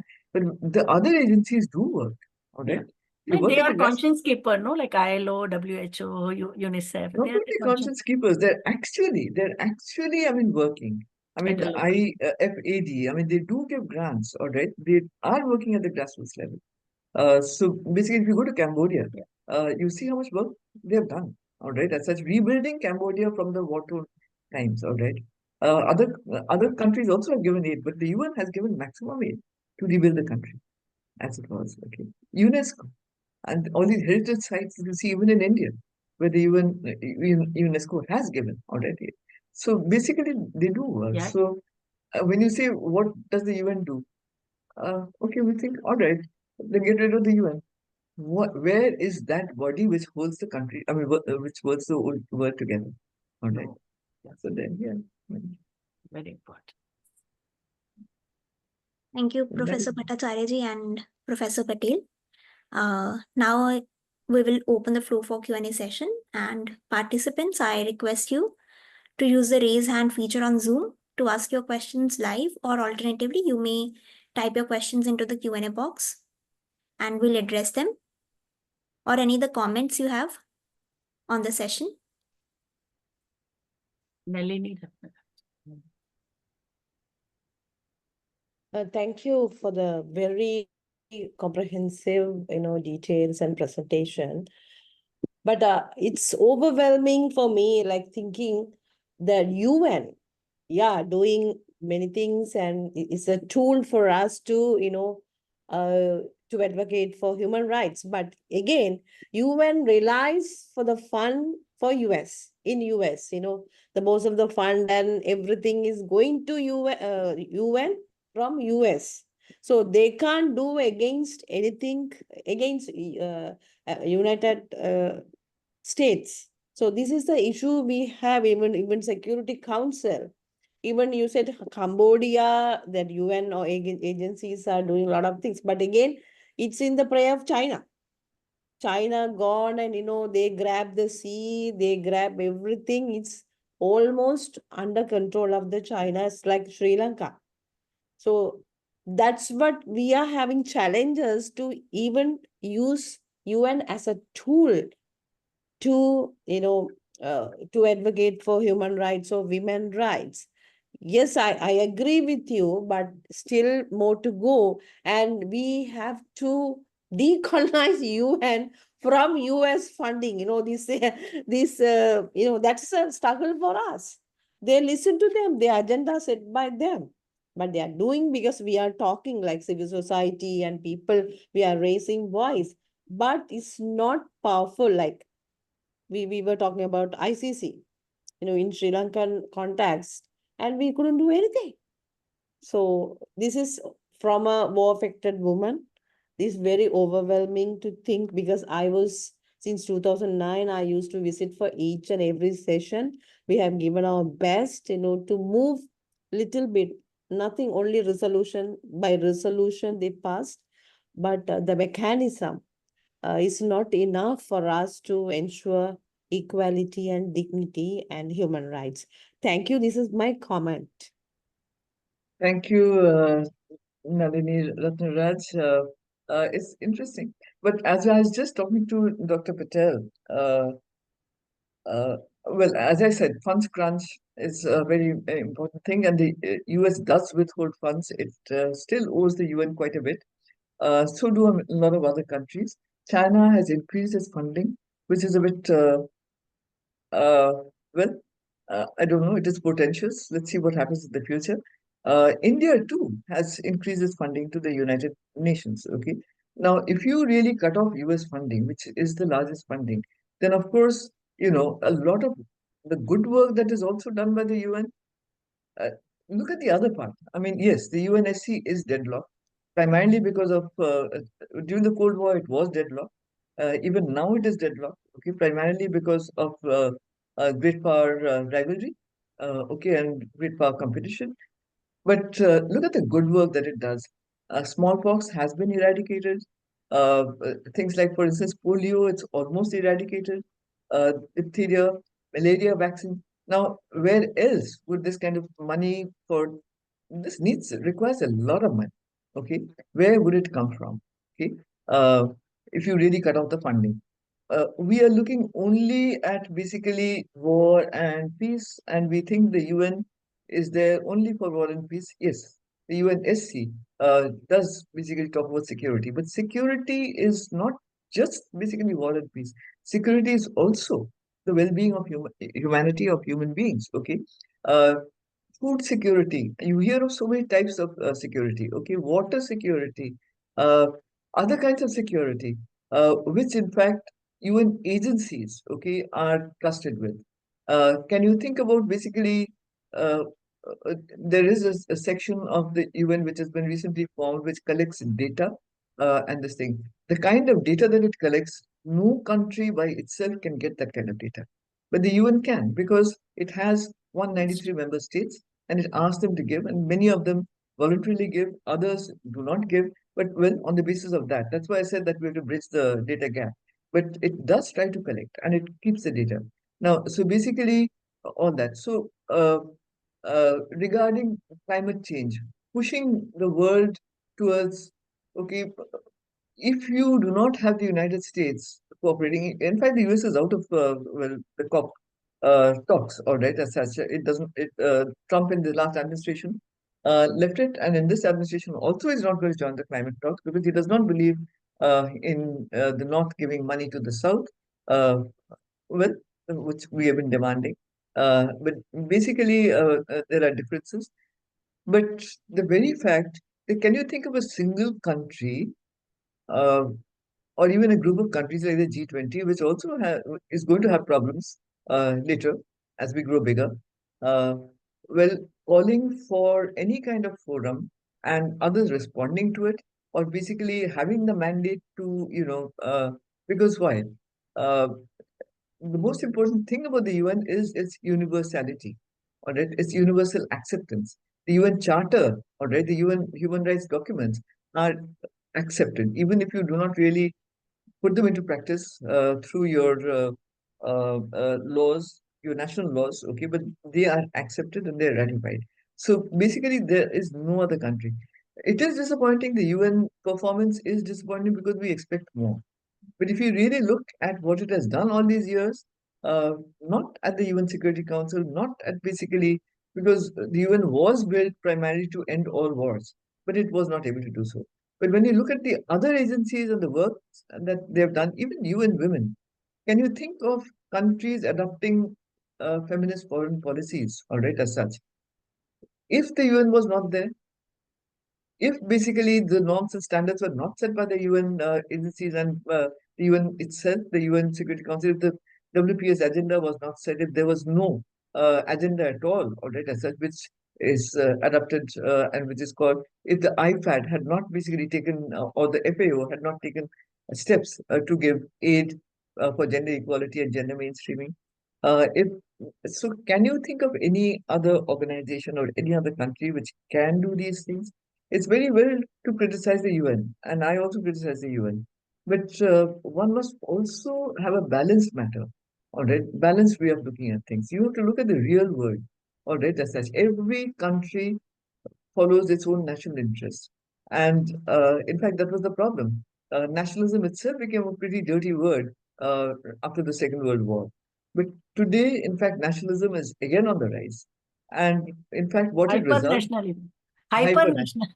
hyper-nationalism, right? And what it results in is what? Hyper wars, all right, as such. So basically, under the circumstances, you have to place the UN in the context of contemporary international relations. Okay, you cannot take the UN by itself and see that it hasn't done this, it hasn't done this. Why has it not done that?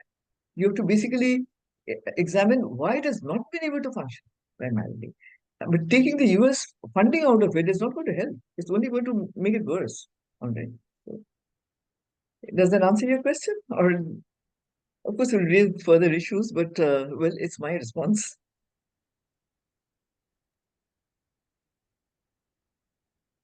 Thank you so much, ma'am. Yes, sir. I now request Bharat Singh ji to ask his question. Good evening, ma'am. Good evening.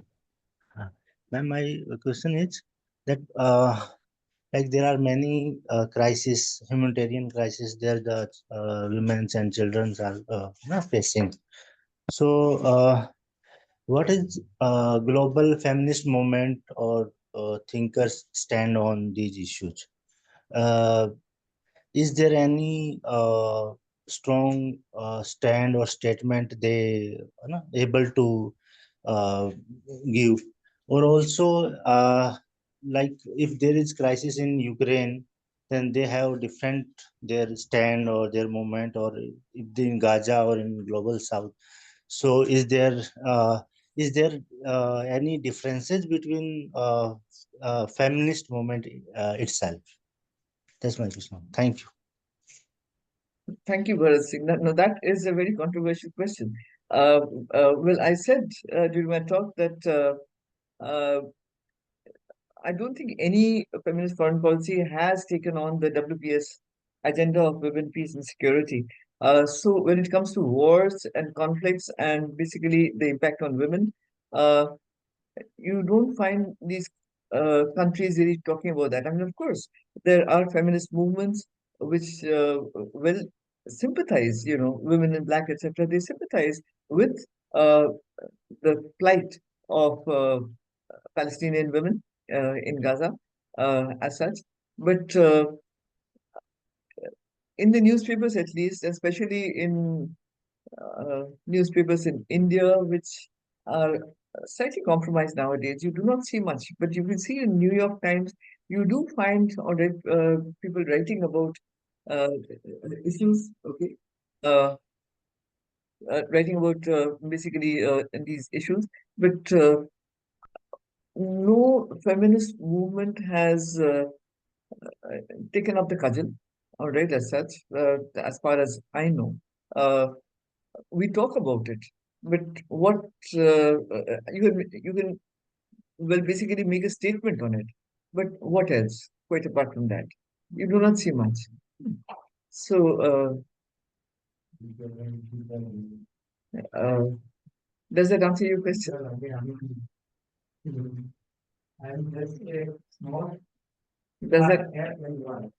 Does that answer your question? Bharat Singh? I don't think there is Yes. too much of. Yes, ma'am. Yes, ma'am. Thank you.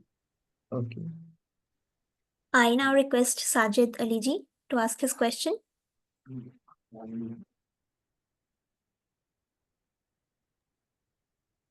Hello, ma'am. Can you hear me? Yes. Yes, Sajid. Yes, Thank I you can for hear you. No, Yes. I can hear you. I can hear you. Okay. Okay. Thank you so much. I'm Sajid Ali and Director of International Human Rights Council of Pakistan. I have Okay. recently submitted a project focusing on improving relationship between Pakistan and India. During the last webinar I was attended, one of speaker said the General Musharraf statement on response to the India, हमने कोई चूड़ियां नहीं पहन रखी, which reflects the tension between the two countries.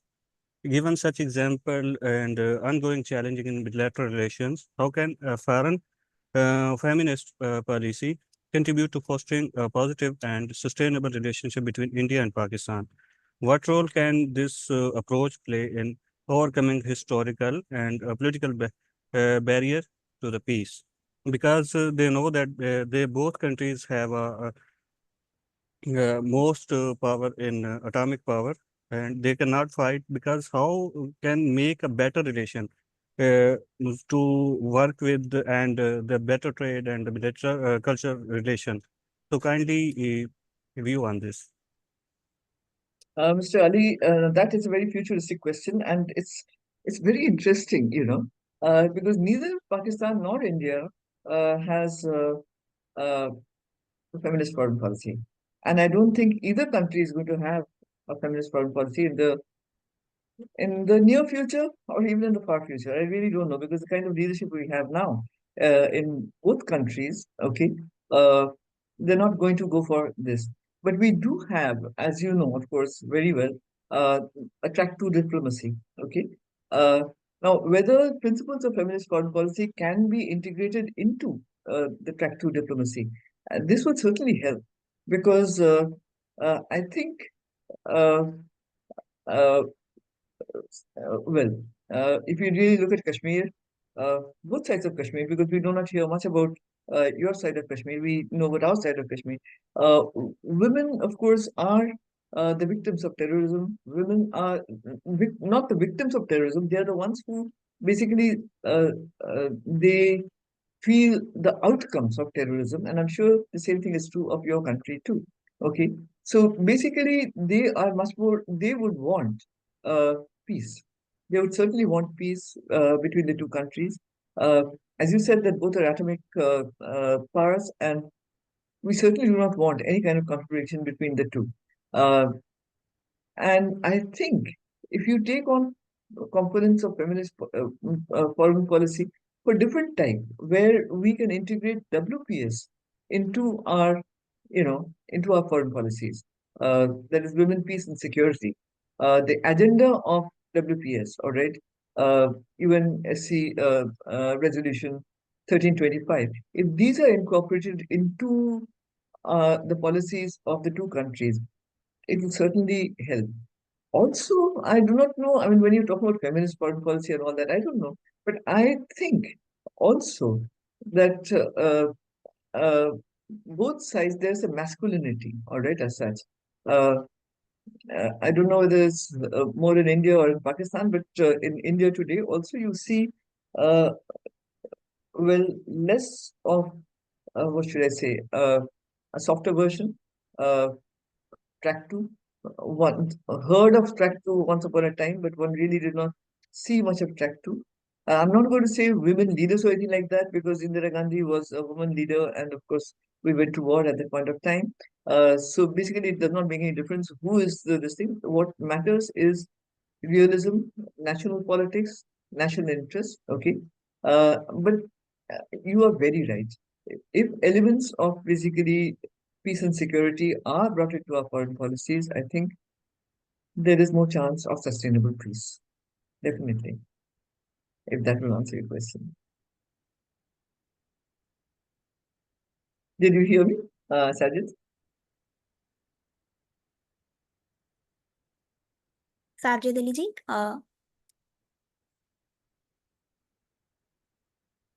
Yeah, he All I'm right, not too ma'am. sure. muted. Yes, yes, I'm hearing you, ma'am, because I was unmuted. So Okay. this is the reason, ma'am. I am asking about this. So the reason is that we are sharing border. and common culture, same language. When we are talking with the Indian, because I'm a Pakistani, and when I will travel to other countries, and when we meet with the Indian people, but people to people interaction is very good. They are most That's right. friendly and like as a relative.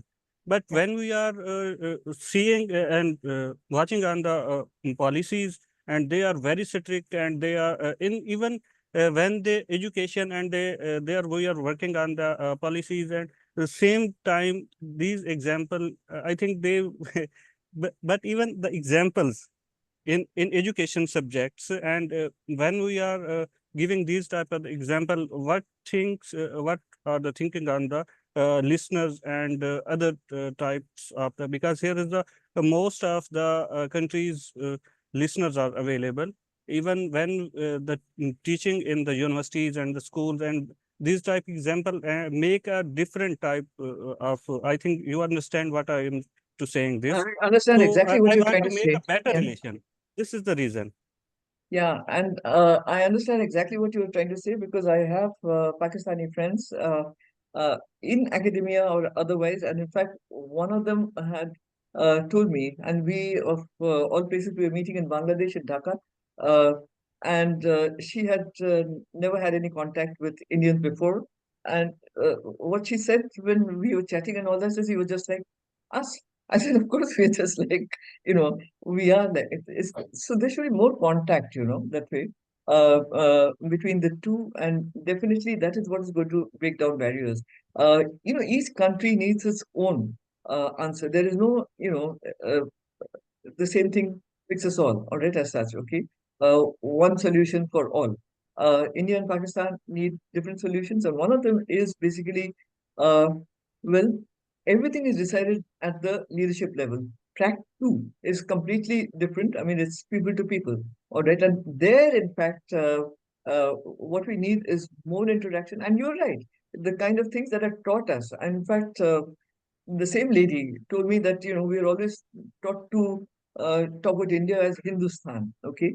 And also she wanted to buy a sari. She said we don't wear saris. I mean, you're not, they don't look well on saris. So basically, these are things, I mean, but when you meet them abroad, for instance, in the US or something like that, you find that we are just the same. I mean, since we have been the same, we are part of the same country for so long. We have the same history, all right, coming down till 1947 when we became two different countries. Okay, so basically, we share the same borders, and we have the what should I say, the armies also. I mean, they trained together earlier under the British. Okay, so what you find was that initially, in fact, they had the same kind of they had relationship between the two countries. Now, uh, teaching, I know exactly what you're talking about. So basically, what is being taught to us maybe is wrong. And as I said, that solutions should be different for different countries. And here, between India and Pakistan, some aspects, as I said, not all aspects. I mean, where here development assistance, etc., doesn't come in.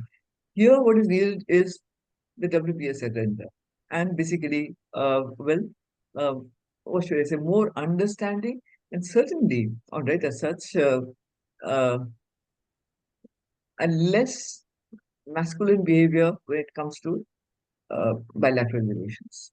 Okay. Does that answer your question, Mr. Ali? Yes, ma'am. Thank you so much. But I'm trying to better relation. So I have submit my abstract on this. So hopefully we are working for the best, and hopefully the new generation, because we are the same border, and this is the better for us, because we are seeing that there in the Wagah border, there are a lot of army personnel. They are making what they are doing this. And that So is uh, ridiculous, actually, what they're doing. so Yeah, so this is the reason, and we are yeah, yeah, thinking about that. What yeah, we are giving to the young generation, Yeah. and absolutely. even you can see in the Europe what they are doing in the borderline. They are just a borderline, not a Yeah, army personnel are staying there, and they are what they are talking about it, because we are the young generation. We are in the new era, and when we are working on the better relation, this is better for us. Even we are a neighborhood, so it is a nice suggestion. So it could be better in future. So kindly make it possible. If there is a possible, inshallah, we are working for the best. Thank you so much. All luck to you. All luck to you. And I really agree with you. Thank you so much. Thank you so much. Thank you so much. Thank you so much, ma'am. I now request Simran Napiji to ask her question.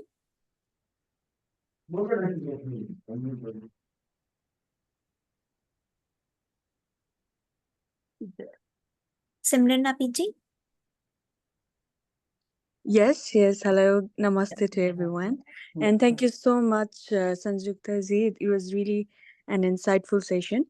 So my question to you is very simple because as I am working in the judiciary of Nepal and also in feminist perspective. So my question to you is like, ma'am, so we have heard so many things about feminist foreign policy from Nepalese perspectives, and there are various frameworks. But what I believe is that as judiciary, the mainstreaming for making the people accountable for doing something, uh, doing something which actually hinders the growth of women, and that in the long run impact on their development for sure. So my question to you is that how can this feminist foreign policy frameworks be more accountable in terms of like tracking progress on the gender equality? So the main theme is that what are the basic data points, and that should be prioritized while we look up to these issues, ma'am. This is my question. Thank you. Thank you, Simran Nafin. The UN mechanisms actually now, in fact, in 2024 itself, I think in October, there was a data summit, all right, where in fact they are pushing for more data and research. So certainly work is going on. Uh, uh, and apart from that, the UN also wants country data, okay, to be given to, for instance, the CSW, to UN Women. And apart from that, of course, I mean, other kind of data is there, but progress also on the SDGs.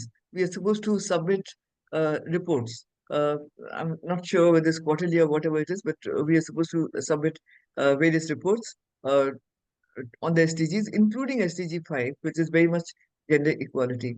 So this is ongoing. The only problem is that are we doing a proper kind of data search? Are we including those who have been peripheralized, those who have been left out for a very long time? I don't think we are. At the rural level, uh, there's not much data collection. So I don't exactly know the criteria for the data collection of the UN or who they're using to collect data. So I really can't enlighten you on that.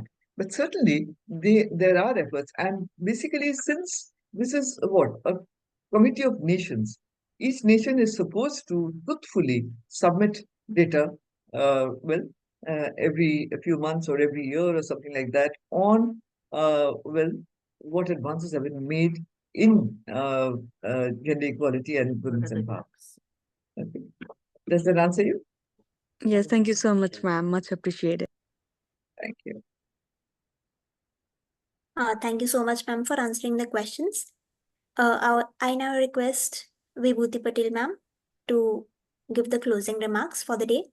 Yeah. I think after two very important presentations, one from Indonesia, Indonesian feminist, and one from India, Professor Sanjukta Bhattacharya's very comprehensive and insightful presentation. I think what we have now come to understanding that after the adoption of feminist foreign policy in 2014, now we have 16 countries which have either published feminist foreign policy or announced their intention to do so. So when we talk about the inclusive feminist foreign policy, like which has been indicated by several countries and even in the feminist discourses, that it has its main goal is to democratize and transform multilateralism, integrate women's feminist approaches and principles into multilateral institutions, and make it more inclusive and have a more, so that we can have more inclusive and equitable outcomes. So this requires seeing feminist foreign policy not just as a women's issue, but also invigorating the inequitable system through transformative change and also integration of entrenched power dynamics within each and every nation, and also the inter-country or the international relations in the areas of trade and climate and migration and disarmament. And the major obstacle that we see in this regards is that the different countries have a different understanding and indicators of feminist foreign policies, as I think Dr. Bhattacharya also told us, that how Sweden's content of the feminist foreign policy is different from that of Mexico or Chile or Colombia. So there are no single way to approach feminist foreign policy. And our friend from Athiqah ji, Dr. Athiqah, she also told us that we need to localize, looking at the history of post-colonialism and the colonization. We need to decolonize our feminist foreign policy, and we should not, we should have our own local understanding of the problems and challenges and contradictions and compromises that we have to make, I think. And with interaction of civil society organizations and feminist activists, we need to come up with the collaboration and also advance the feminist principles in the multilateral arena with regard to militarization, demilitarization, gender-based violence, a global perspective, the post-colonial critique, and also take stand and stick out our neck whenever, for example, currently is the question of Palestine, where most of the feminist activists in our country and in the global South, and even feminists within Europe, America, Australia, they have taken stand against Israeli invasion of Gaza and the human miseries that have been inflicted on civilians and women and children specifically. So I think it is very important. It's not only the theory, but we also need to build the public opinion. And I think we had a very interesting debate on the UN and its role, which is very important. Sometimes it makes us very bitter and cynical. But at the same time, if we don't have UN, I think Professor Bhattacharya asks a very relevant question. If we don't have UN, then how do we interact globally, and how the different nation states, they come on one platform to come up with the major, to find solutions to the major challenges faced on this planet. So I think these are the points to ponder for all of us. Yeah. Thank you. Thank you so much, ma'am. So with this, we proceed with the formal vote of thanks. As we conclude the Day 6 session of Feminist Foreign Policy Fellowship and Online International Winter School Program, a 3-month immersive online introductory leadership certificate training fellowship program, I, Fiza Mahajan, visiting researcher at IMPRI, would like to express my gratitude on behalf of the Asia Foundation, New Delhi, IMPRI, Center for International Relations and Strategic Studies, and IMPRI Gender Impact Studies Center, New Delhi. I would like to thank our chair, Professor Vibhuti Patel, and the experts for today, Professor Sanjukta Bhattacharya and Dr. Athiqah Noor Almani, for taking out their valuable time and for their thought-provoking insights on the topic.